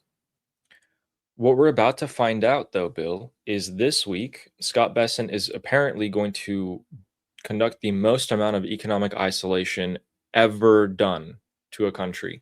It's going to start this week. If that's the case, we continue the blockade, we squeeze them economically for the remainder of August, maybe even up till mid-September. Temperatures come down. The Islamic Republic is pretty much completely bankrupt. The momentum for the internal uprising is going to increase. Things are going to be looking a lot better if we continue that route. Now, I just hope Mossad and the CIA have been arming the Iranian people, conducting some more, supportive operations there. We won't know about it. It's going to be top secret. So yeah, blockade only in addition to other things. Blockade only, period? No. That's a great question, and thank you very much. I love questions like that. Yeah. And our next one is from Mir Schreiber saying, please support Gila Gamliel on Likud primary tomorrow. For the Israelis. I don't know who that is. We Iranians, but I know Mir. So many Iranians love Gila Gamliel. Ali, Gila Gamliel is the only high ranking politician in Israel that directly supports Prince Reza Pahlavi. Directly. Without any hints. Just yes. So all right. Yes. So Gila Gamliel, I think she's the Minister of Science and Technology in the Prime Minister. That makes sense. Cabinet. Yeah, right. Am I, guys, Israelis? Am I correct? Is that what she's the minister of? She's very, very aggressively anti-Islamic Republic and very aggressively pro-Pahlavi. Like she doesn't just support. She's not like yeah, I support Pahlavi. She goes all out for Pahlavi, all out. And she has met with him and his team a couple of times. Yes, I got it right. People are saying I got it right. That's great. Thank you, Mir, for reminding us. Great. Thanks. So please vote for Gila Gamliel tomorrow if you're Israeli. Thank you very much. For a while, Gila Gamliel, every time she was posting anything about Iran, she was tagging Princess of Pahlavi. And she posts pictures of Pahlavi. She makes AI videos of Pahlavi back in Iran. It's like she's amazing. Yes. Nobody in Israel has supported Princess of Pahlavi as much as Gila Gamliel. Am I right? Yeah, I just looked it up. That's awesome. Thank you, Mayor Schreiber. Thank you. And Katana says, can we prevent the country from fragmenting if the regime begins to falter? It's important that no power vacuum arises. Can the Javidan Guard step in? The Guard of Javidan cannot prevent the country from fragmenting.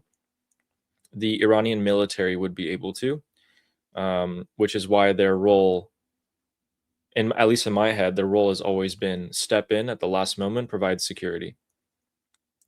Another thing that would prevent the country from fragmenting, as in other countries invading Iran, would be the United States military being there in the first place.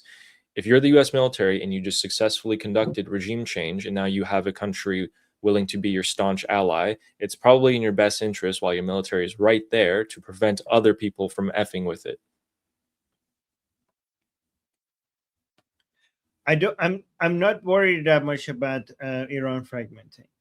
Even if it happens short term, we might see some temporarily loss of control of lands close to our border, temporarily. But it would definitely be temporary. The Iranian people are so united, and we have such a strong national identity and such high sense of patriotism that, in fact, if we lose temporarily control over any of our land, that might unite us faster,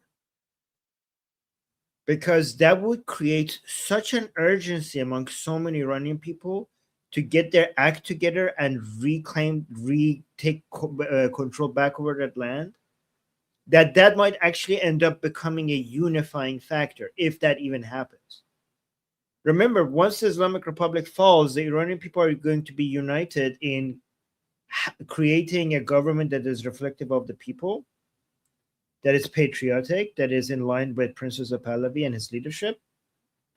And that means that the oil and gas money of Iran will be now spent on building a military that could defend our borders, with millions of Iranians wanting to join to defend our borders. All of the oil and gas revenue that goes for spurring terrorism and destroying Israel is now going to be all spent on building a military that defends our borders. There is no power. Like, who's going to challenge that? Like the Baluchi separatists, the Kurdish separatists, the Turkish separatists. I don't want to call them Azeri. I call the Iranians Azeri, right?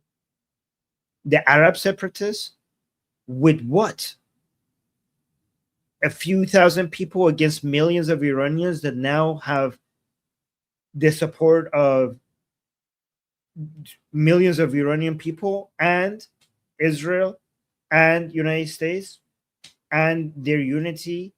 I mean, even if we don't have Israel and United States, we have millions against thousands, millions of Iranians against thousands who are trying to challenge our borders, very, very aggressively eager to take anything that they want to take away from us back. So I'm in fact, you know what? Be worried about it. You know, I think like Iranian people should be worried about it, because that worry would unite them. But I'm not that worried about it. Long term, I'm not that worried about it. Power vacuum is going to happen. Power vacuum in Iraq, Syria, and Libya and Lebanon might make sense, because we don't have that much of a deep-rooted historical ancient national identity. And think about this, Ali. Iraq has three identities: not an Iraqi identity, a Kurdish identity, a Shia identity, and Sunni identity. And even Iraq did not get fragmented. Even Iraq did not get fragmented. Iraq, which is an artificial country, no offense to Iraqis, that was created by Europeans with arbitrarily drawn borders on the map, with identities that are not national identities, but ethnic and religious identities, managed to stay together. And you think Iran, with such unity, with such an strong ancient identity, with such desire for unity, that is going to get fragmented? Good question, Katana. By the way, good question. Good question. Yeah. Thank you for asking. Thank you. If we go on to the next one, two quick things. One, most importantly, tomorrow is the day that the 60-day negotiation period is officially expired, even though it expired 2 days ago. Tomorrow is the official day that the United States government is recognizing the end of the 60-day period. Scott Besson also told us he's rolling out a new weapon this week as well. The U.S. carrier, George Washington, also arrives this week. Got some big events coming up. So with that, Please subscribe to our channels. We cover everything for you guys. If you saw the level of detail today, we've seen a lot of things coming over the past few months. Largely got most things right. I like to say that as an analyst, if you get at least 60% of your predictions right, you're doing a good job. And let's continue. Corey, thank you for the GOAT trophy. The favorite one. Yeah, the GOAT trophy. Woo! Thank you. And Fun Sun, thank you for the 10 jewels as well. Appreciate that. And Mir Schreiber is saying, Gamliel is a big friend of the Iranian people and Shah. There we go. Yes. Thank you very much. I appreciate it. Yes, go support her. Yes, thank you, Mir Schreiber. And Blue Jay says, how do you guys think it will go if the IDF strikes Iran alone while the U.S. hangs back? Sure. So, well, the IDF strikes the IRGC. The IRGC strike back. The U.S. will defend Israel, and then Israel will get stuck in a unpredictable loop with the IRGC of escalation. If they back out politically, it looks pretty bad for Netanyahu.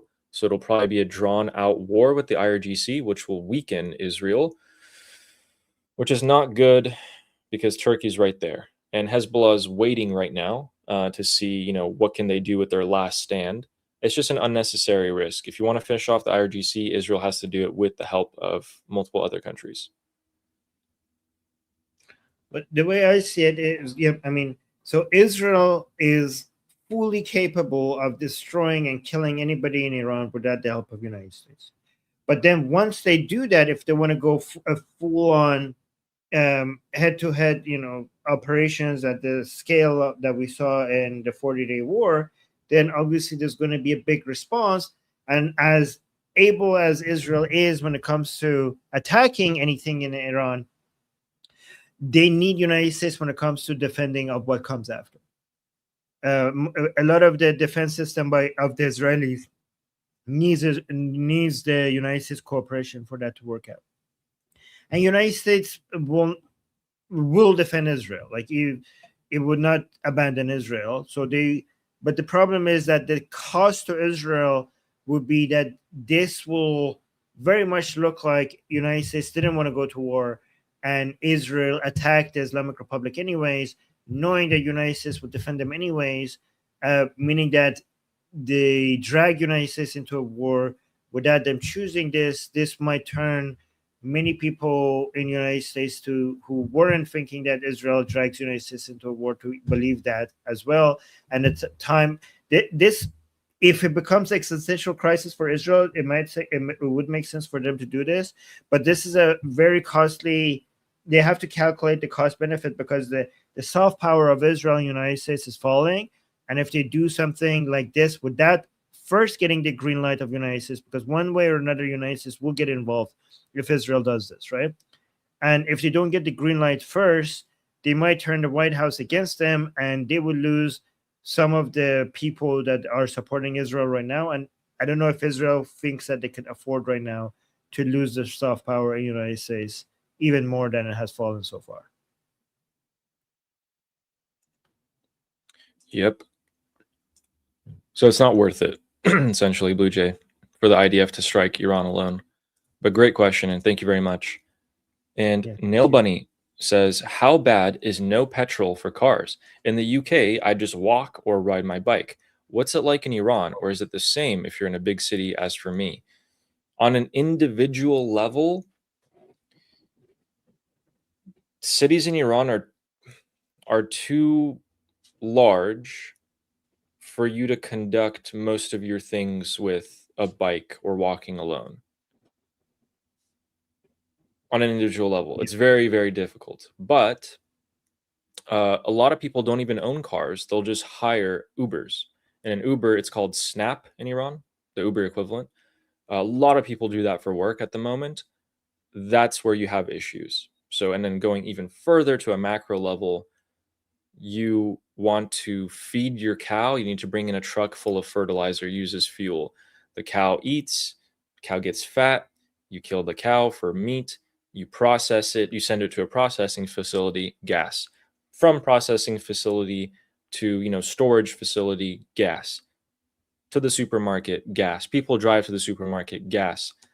Cost of everything goes up. Big problem. Yeah. So, I mean, when I lived in Tehran, I lived in Shemrun, and most of what I needed was walking distance from where I wanted to go. Many places in Tehran are not like that. My area was like that. But for most people, this is just going to increase their cost of living, because even if you can walk, everything is going to get more expensive anyways, and the cost of business is going to be very high. Things are going to be less profitable, and even if you don't get on any car or any train for you to notice the price difference, you're going to notice the price difference in the grocery store, even if if you don't get in the car. But many people do have to do long commutes to work. Yeah. Mm-hmm.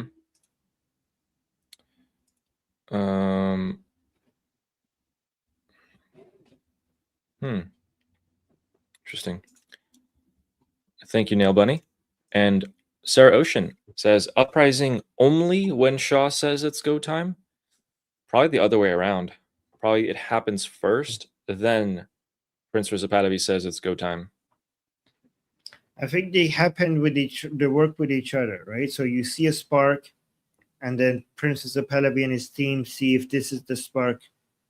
We see a protest that is not an uprising yet, but then they see if it has potential, if it's escalating, and at some point decide like, yes, go time, and they call it they do a call to action, and then it's go time. But I mean, it seems like Prince Reza Pahlavi's current understanding is that the regime is not weak yet for an uprising to make sense. But again, this is not Prince Reza Pahlavi telling the Iranian people, or the Iranian people telling Prince Reza Pahlavi. The communication goes both ways, right? So Prince Reza Pahlavi gets data and messages from inside Iran, and he's more of a Prince Reza Pahlavi is not like, he doesn't see himself as somebody who's ordering people what to do. He sees himself as amplifying the voice of the Iranian people. He's the best person to reflect what the Iranian people are saying themselves, and just dials it up. And basically, we hear ourselves through him. He's just a reflection of what we're saying. That's how he sees himself. Yep. Great question, Sarah. And also says, is saying deaf to America allowed? Javid Shah. Like, if you're deaf, you can't hear. Deaf to America. Yeah, in the shrine. So, guys, in the shrine where Ali Khamenei is buried, the former supreme leader, killed by US and Israel, people tried to say death to America, and people were like, shut up, covering their mouths and be like, you can't say that. Stop saying that. And they're like, what do you mean? We're Durkas. What, you've always been saying that. What do you mean we can't say that? Thank you, Sarah. Javid Shah. Thank you so much. Javid Shah. And Nail Bunny with the next super chats, who says 468 watching, 147 likes. Please like the stream. Yes, please like the stream. Thank you to everybody who has liked the stream. We appreciate you. And thank you to Nail Bunny. Thank you everyone who watches. Yeah. And thank you, Nail Bunny. And Nail Bunny also says, feed the YouTube algorithm, gremlins, and subscribe. Yes. True. And then another few super chats saying, I guess I have to bring the confetti, and here it is. Damn, is that cheating? I don't know. Thank you. Is that cheating to win the super chat race? I don't know. Well, there you go, Nail Bunny. A one woman army. Yes. Thank you. Thank you you. guys won. Damn. Woo. Dang.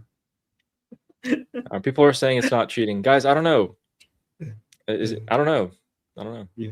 You guys started it, so we just now, given that you set the precedent for it, we're just now, ever since, we're using it. Thank you.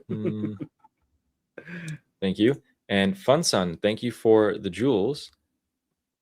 And more of them. Thank you, Funsun. And for the more admin. of them. Thank you. Thank you. Yes. Thank you very much. Fizz Endricist with the super chat saying, I survived the hurricane. Super chat. Yeah, that's good. Okay, cool. Oh my god. No, I'm kidding. I'm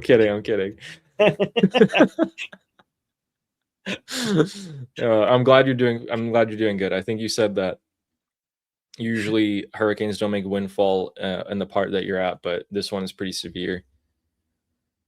I hope that means it's completely over. I think the west coast of the U.S. is actually also the west coast is actually about to get hit by what do you call it, El Nino this year. Thank you, Physindricist. Hope you're doing well. Thank you. Wait, Lior is saying, so nice to see Ali's left. Don't fall for it, Lior. He's just pretending that to be human. Yeah, okay. All right, who's next? I don't know. I feel like, you saying that on in my chat is probably a better, no, I'm kidding. Anyway, see, people are backing at it again with the Ali is still AI, says Leo. People were saying that earlier. Guys, they're evolving. AI is getting good at human emotions. Ali Bot is running the laugh script. Cool. I'm not. Guys, I spent a lot of time last night with other humans. My age, actually. So, last night. Just saying. I'm learning more. They're very convincing. And Fizz also says, no power, no internet, but done. Okay. So the hurricane's gone, but apparently destroyed everything you need to live. Gotcha. Oh my god, I'm so sorry. Thank you for the update. Hope everything's okay. And thank you, this guy, for the jewels. Guy. That guy. Thank you. And Shauna, thank you for the generous super chat, who says, are they paying women double or paying double for an American woman? I would warn them that our women are better fighters than their men. I mean that in the most insulting way possible, just to be clear. Yeah, they meant they would pay Iranian women double for capturing an American. Yes. They're trying to virtue signal. If they said what you said, it would be the opposite of virtue signaling. It would be the confirmation of, them being, barbarians, as they all are. But they're trying to show like that, look at us. We're feminists. We're feminist jihadis. Yeah.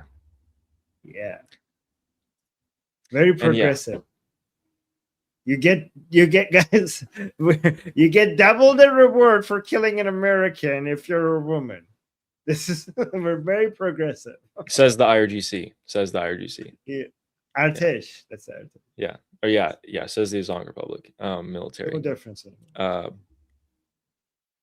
yeah. So yeah, American women in the military have a better track record than the IRGC men in the Islamic Republic. Definitely. Thank you, Shauna, for the super chat. Thank you, Rudy Lama, for the jewels. And thank you, Heather June, for the jewels as well. Thank you. Our next one is from Goofy for Jesus. Says, Moshi Moshi from Texas. Love the show. Hugs. I think that means hello in Japanese. Like when you answer the phone. Moshi Moshi. Oh, really? Yeah, I actually took a couple of Japanese classes in college. Oh, you did? Thank you. Yeah. Well, we love that you love the show. Thank you. Are you into anime? Is that why you took Japanese class? I actually got into anime for a couple years after I took those classes. Yeah. I took the classes, then started watching anime. And I was like, oh, this is pretty good. Like Attack on Titan, or Naruto. And I was like, oh yeah, I like this. And then I stopped watching. I watched Death Note and I was like, wow, this is actually so good. I must like anime. But then I started watching the second one. I'm like, no, it was just Death Note. Yeah. Just Death Note. Yeah, I was like, Yeah. And then I like tried with everything else. I'm like, nope, just Death Note, nothing else. Yeah. When you say you like something, it doesn't mean that you like everything in that genre. It's just the good parts of it. Yeah. And thank you so much for the super chat from Texas. And Lior says, Ali and Armin should wear Hawaiian shirts. Yes. No. Should I also get like the yes white, get the white New Balance shoes, like the dad shoes? I'll get like a little fanny pack that I tie around. I think she thinks it's too dark here because we're both wearing black. Because she then said brighten the place up a bit. I see. Thank you, Leo. Thank you. Sorry, we're too dark. People are saying, they're saying brighten up the place a bit, but then yesterday everyone's clowning on me saying that you're too pale. You're too white. Mm-hmm. Wait, so you're saying you're brightening up the place with your skin? Is that what you're saying? I don't know. Apparently not enough. Oh, wow. Guys. Thank you, Leo. For the humor. Spirited Away. Oh my God! No, wait! Before you read that, yes, Spirited Away is. I love Spirited Away, but I don't think that's anime. That's anime inspired. That's American, yeah, but I don't think it's anime. But yes, Spirited Away is amazing. Okay, go back. And our next one is from Nail Bunny as well. It says, "You're both wearing black. Next, you'll be crying and hitting yourselves." Oof. No, you know what? Persians are. Listen. The color for Iranians is black. Okay, we all wear black. That's our color. Oh wow, he's doing it. I thought he would be allergic. All right, let's stop. And Heather June, thank you for the jewels. Our next super chat is from Wes Downer, saying klepto is Greek for steal, I think. Ooh. Did you take Latin? Actually, Latin is different than ancient Greek. Close enough. Thank you, Wes Downer. Yeah, they just hoard all their money. Yeah. Thank you so much for the super chat. And our next one is from Tin Lei, saying, what would morale damage be if Trump won the midterms? You mean the Republicans? It would, for the Islamic Republic, it would be devastating because they're basically most of their strategy was like, let's make it difficult for Trump in the midterms. And they have invested, like everything was resting on that. So if it doesn't work, that means like that would be embarrassing. It would be devastating. Yeah. They have some pretty bad planning for the future. And if Trump wins the midterms, which I don't think winning or losing is going to make a bunch of a difference to the IRGC in the end. But hey, let's have them realize that for themselves. Again, they got a couple idiots in power right now. Mentally insane people. And thank you. It also wouldn't stop them, by the way. Like, they're not going to ever give up. They'll just keep on going. But yeah, they'll be pretty demoralized. If you need to keep moisturizing your lips, that means that you're not drinking enough water. If you drink a lot more water, you wouldn't need to do that. Maybe. I feel like I do drink enough water. I drink like water every, I don't know, like 10, 15 minutes, but throughout the entire day, my lips are always just dry. Drink more. Look, from the beginning, this is what I finished from the beginning, in the past 2 hours. This is what I finished in 2 hours. Ooh, I'm almost done. At you, look at me. This is, I'm serious, guys. This is what I've already finished in 1 hour and 54 minutes. And I have this to, and I have this to go. How many? Oh, close this again. How many ounces or liters is that? This is 20 Like, do you think ounces. 20? That? Yes. Yes. You sure? Let me check. I don't know. I don't know your non-metric system, but I could. Because this entire thing is 40. This is a big glass. Yeah, Look I at. guess you're right. This is, Yeah. yeah. This is 20 ounces. Yeah, this is 20. Okay. Yeah, I would say 2.5 of those is this.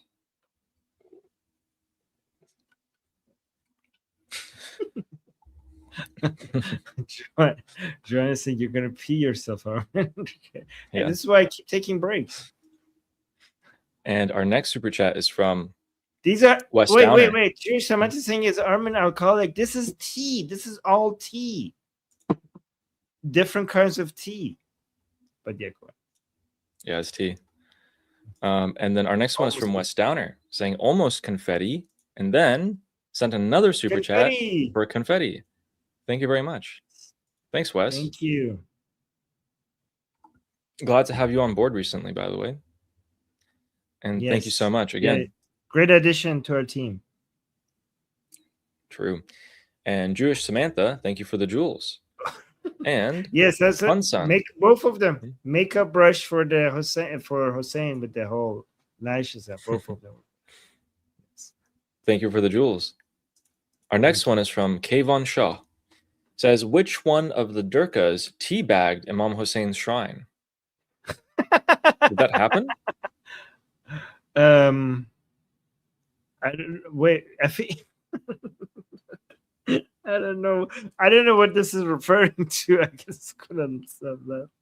I don't know. I'm almost. I don't know what you're. Can you referring give us to. the Is that answer? I don't know what this is referring to. Okay, so Imam Hussein's shrine is in Karbala. The video I showed, I don't know what shrine that was in.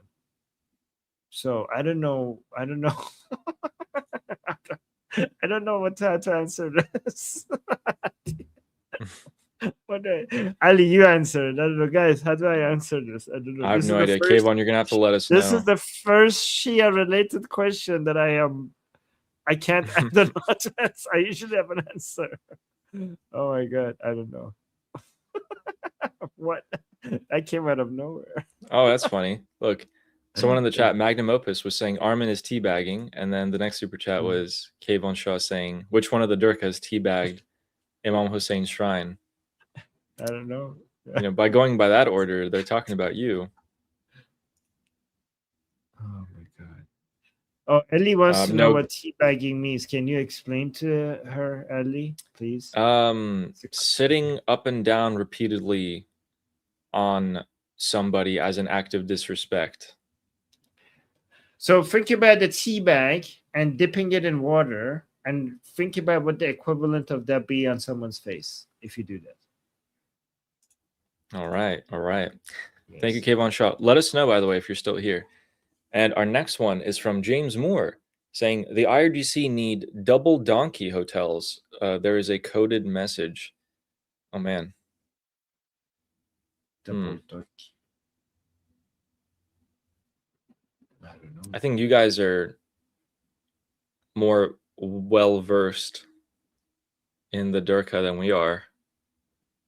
Oh, someone gets double it. Donkey? I don't get it.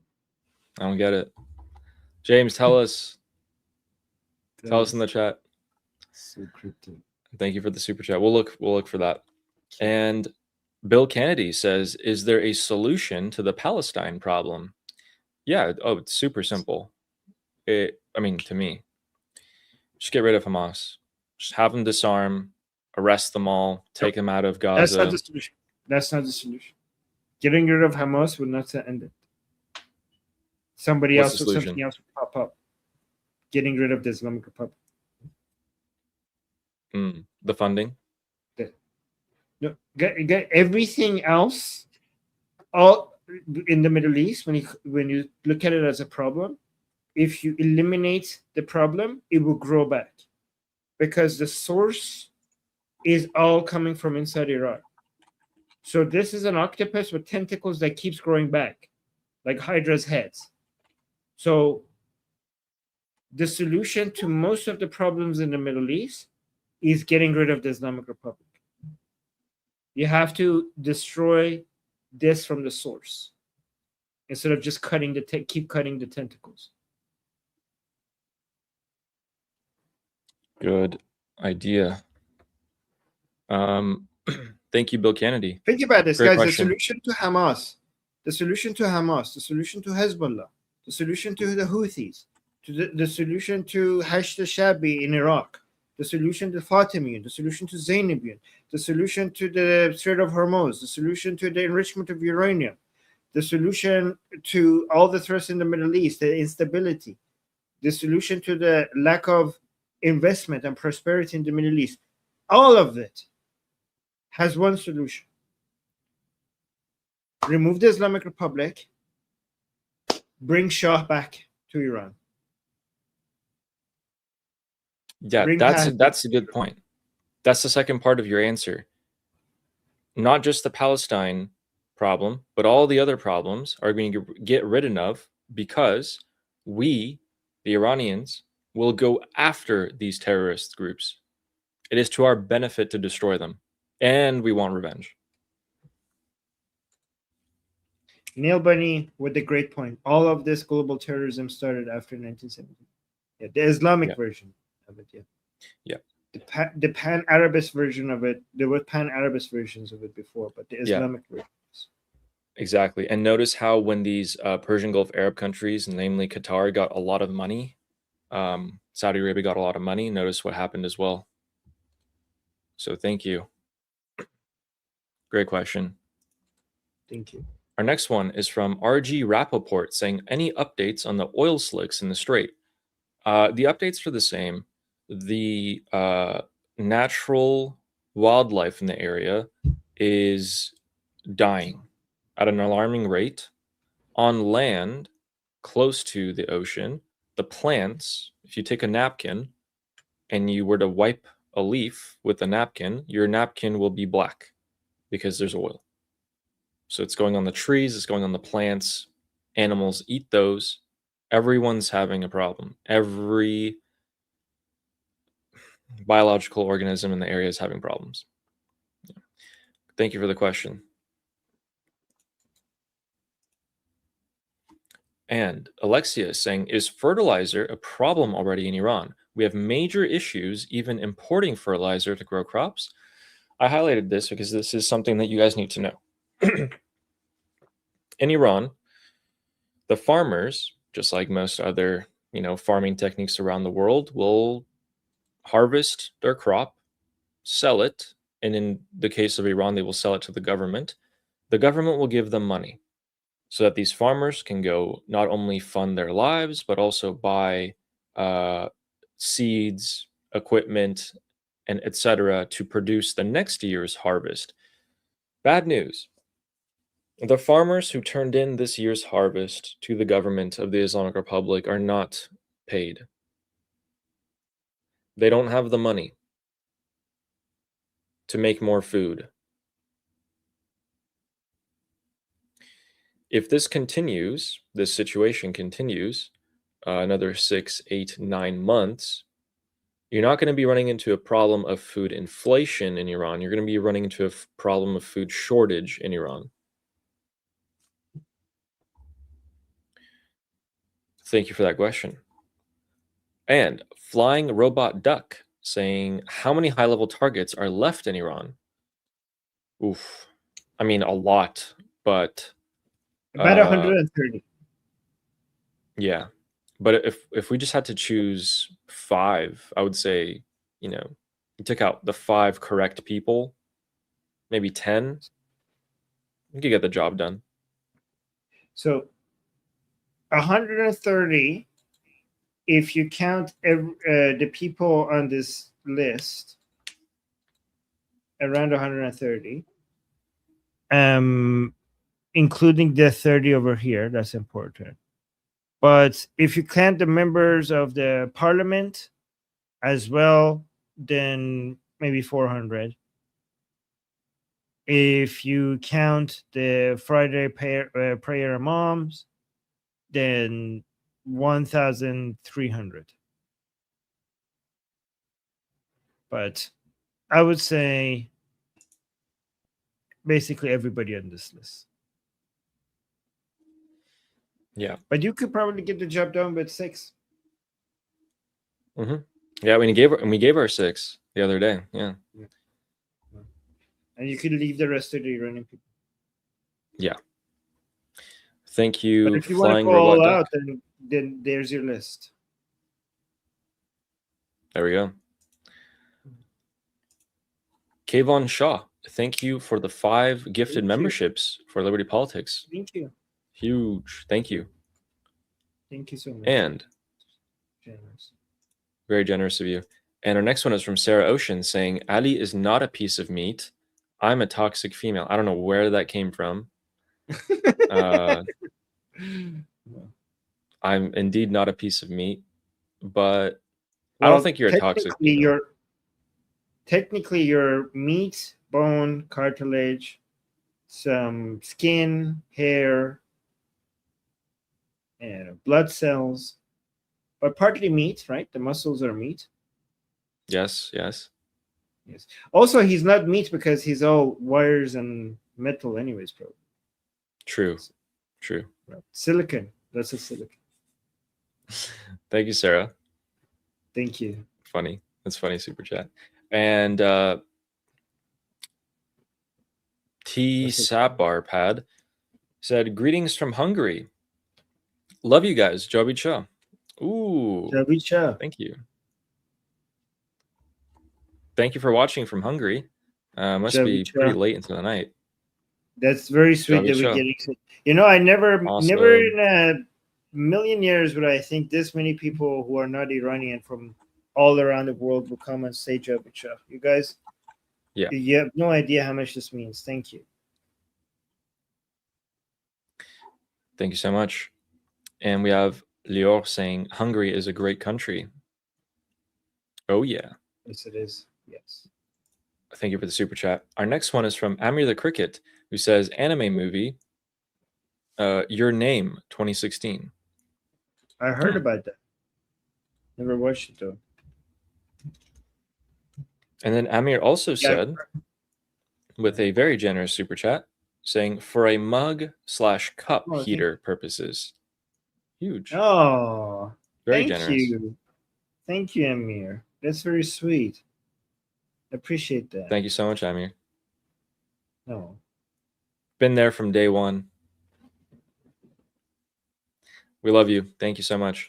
We love you. And our next one is from Kayvon Shaw, saying, I thought the Durkas kissing the wall was at Hussein's shrine. Maybe not. Anyways, didn't it look like someone teabagged the shrine and 4 to 5 Durkas kissed the same spot? Oh. I see. Ew. Okay. I see. Now I see. Okay, you have a wild imagination. I don't know how you would teabag a wall because it's like vertical. But I'm imagining it and it doesn't look pretty. You're just not thinking creatively enough, I'm not being very creative. This is our problem, Kevin. We're not as creative as you. How do you teabag your wall? Thank you, Kayvon. But okay. I don't know. Let us know. No, I'm kidding. Don't let us know. And Jess has the answer. Wait, Jess has the answer here.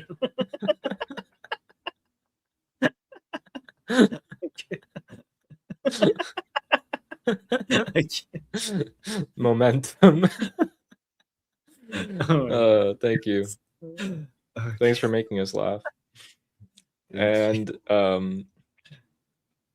Jewish Samantha said, you guys inspired me to drink a glass of water every morning before starting my energy drinks. Damn. Okay. Damn. I'm glad. That's an improvement. Yeah. It's a big improvement. Let's You know, One. let's make it one energy drink. Yes. Maybe just sip on it throughout the day. Samantha has a problem. She has an addiction problem. She's Jeez. We have to do it, guys. We have to plan an intervention for Samantha one day with her energy drinks. Yep. And our next one is from S. Marie's Updates, saying, do the quote-unquote richer areas in Iran still have gas, like Shiraz? There is no one city that's like the major cities. It's not like one of them is more rich than the other one. There's neighborhoods within the cities that are richer. And as we showed you guys earlier, sorry, real quick, as we showed you guys earlier, even the richer neighborhoods of Tehran, the capital, are running out of gas completely. If you have money, you're gonna get gas. Yeah, true. You'll just go somewhere else. It's not about richer areas. It's about richer people, and richer people always find a way to secure things for themselves.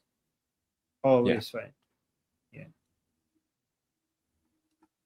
So like it's not about the city. Like in Shiraz, there are going to be people who are not going to have gas, and there are people who are well off, and they're going to know. They just know who to pay, what to do. Somebody will arrange it for them. Yeah. A good question. But you'll see more and more scenarios where a wife of a really rich person in Iran will get out of her, BMW off the street of Tehran, go into the supermarket and try to buy the most expensive pack of cigarettes and see, oh my God, it's too expensive. Even for me, the wife of like a rich businessman, I'll buy the cheaper version of cigarettes. So it's reaching even that level of demographic. It's affecting them. They'll still be able to get what they need. Everyone else suffers way harder, naturally. And then they also sent us another super chat. Says, my aunt is buying a new car. Doesn't sound like she's worried about getting gas there. Depends. Depends on what she's buying it for. Like, I don't know if maybe your aunt is more well off than other people, so she has it figured out there. It could also depending on your aunt. It could also be for people. A lot of people in Iran buy cars because it's unlike other countries, it's an investment. So in other countries, when you buy a car, as soon as you buy it, it gets reduced in price, right? But because in Iran everything is falling in price, buying a car is actually something that holds value relative to everything else, right? So if you can't buy a house, if you can't, then people sometimes buy cars just as a way for them to have something that is not going to. Because if you don't buy a car today, then in 1 year from now, or maybe in a few months from now, it might become impossible to buy a car, right? Or much more expensive to buy a car. So many people in Iran are always in a rush to buy a car, even though they can't afford it. They try to find a way to buy it because they know by next year, if it's unaffordable now, it's going to be extremely more unaffordable next year. So they have to buy it. Does that answer the question? I don't know if the car appreciates in value in Iran. Every other country depreciates. Well, it doesn't appreciate. It just appreciates relative to everything else, right? Yeah. relative to everything else. It's a currency. Yeah. Cars are a currency. Phones are a currency. Yeah. Right. People actually buy phones to store value. Phones have turned into storage of value. That's how crazy things have gotten. Yeah. So it depends on why she's buying it. Yeah. But if you know your aunt is really well off, then she's just more well off. Still probably using it as an investment, but people like her won't be hurting at the gas line as much as others, which is good. I'm glad that your aunt's doing well. And thank you for that comment. Thank you for the super chat. Our next one is from Omid saying, poor people in Iran. I just wonder how they're living. They're not living, they're surviving. Yeah. So Ali, this is very interesting because some people are saying that as things are getting worse, some Iranian people are spending more money on having fun, right?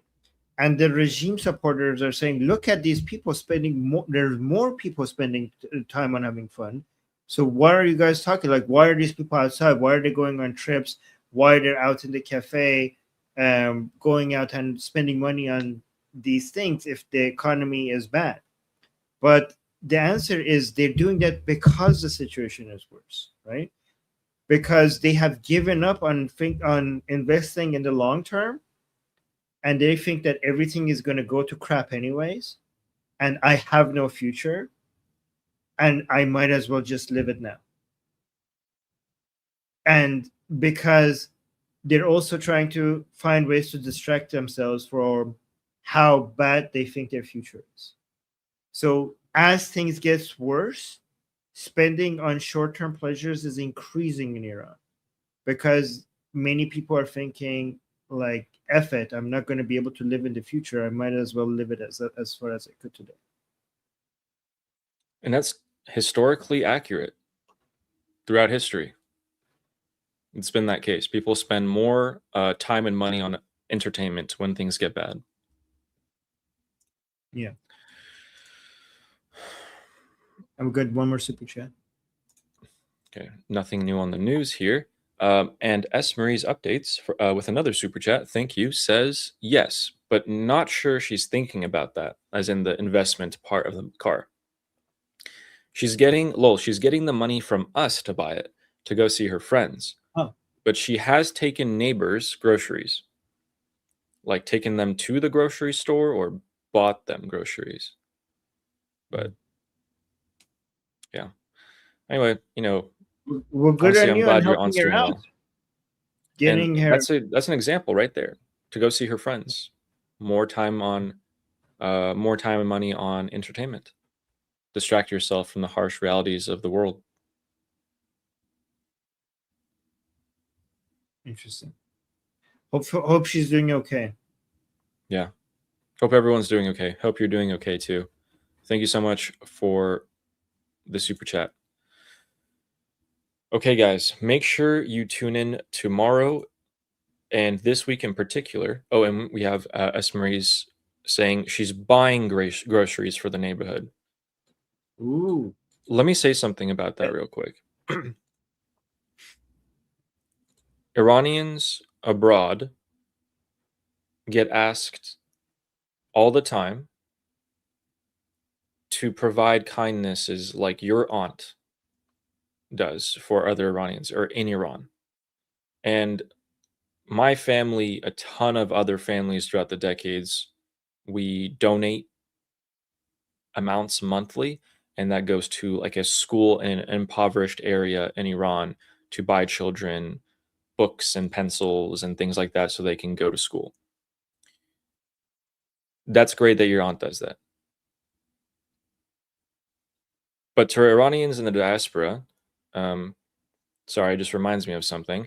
A lot of them, particularly, maybe like rich kids my age or something, have no problem going to the club and dropping $2,000 on a table and a couple bottles. No problem. But when it comes to the Iranian Revolution, if they want to donate $100 to Prince Reza Pahlavi's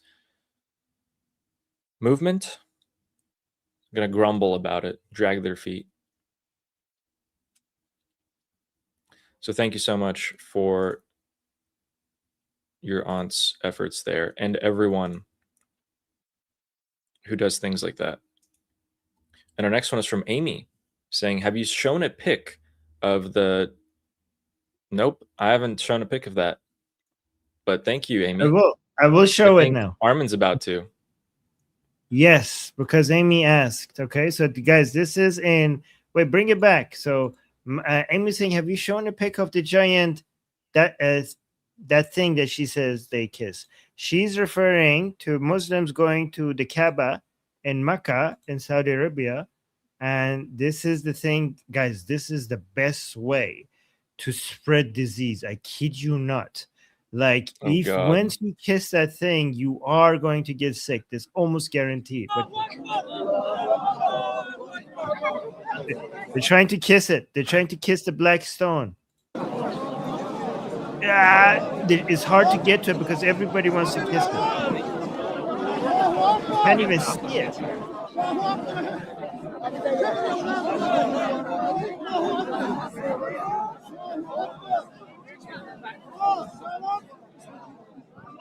So it's really okay. I can't even see it. Let me actually show a picture. Maybe you can see what we're talking about. This is the stone that they're kissing. Like, they're kissing it one after each other. Guys, they were doing this during COVID as well, right? So like, think about that. But like, think about the number of people who put their lips on this thing in one day, and you're putting your lips on it after thousands of other people putting their lips on it. The black stone, right? And let me also, the reason why Amy is calling it what she's calling it is because it looks like this. It does actually look like what Amy said. So guys, it's so disgusting. Like, I know certain people told me that right after their father made them kiss them, within hours they got sick.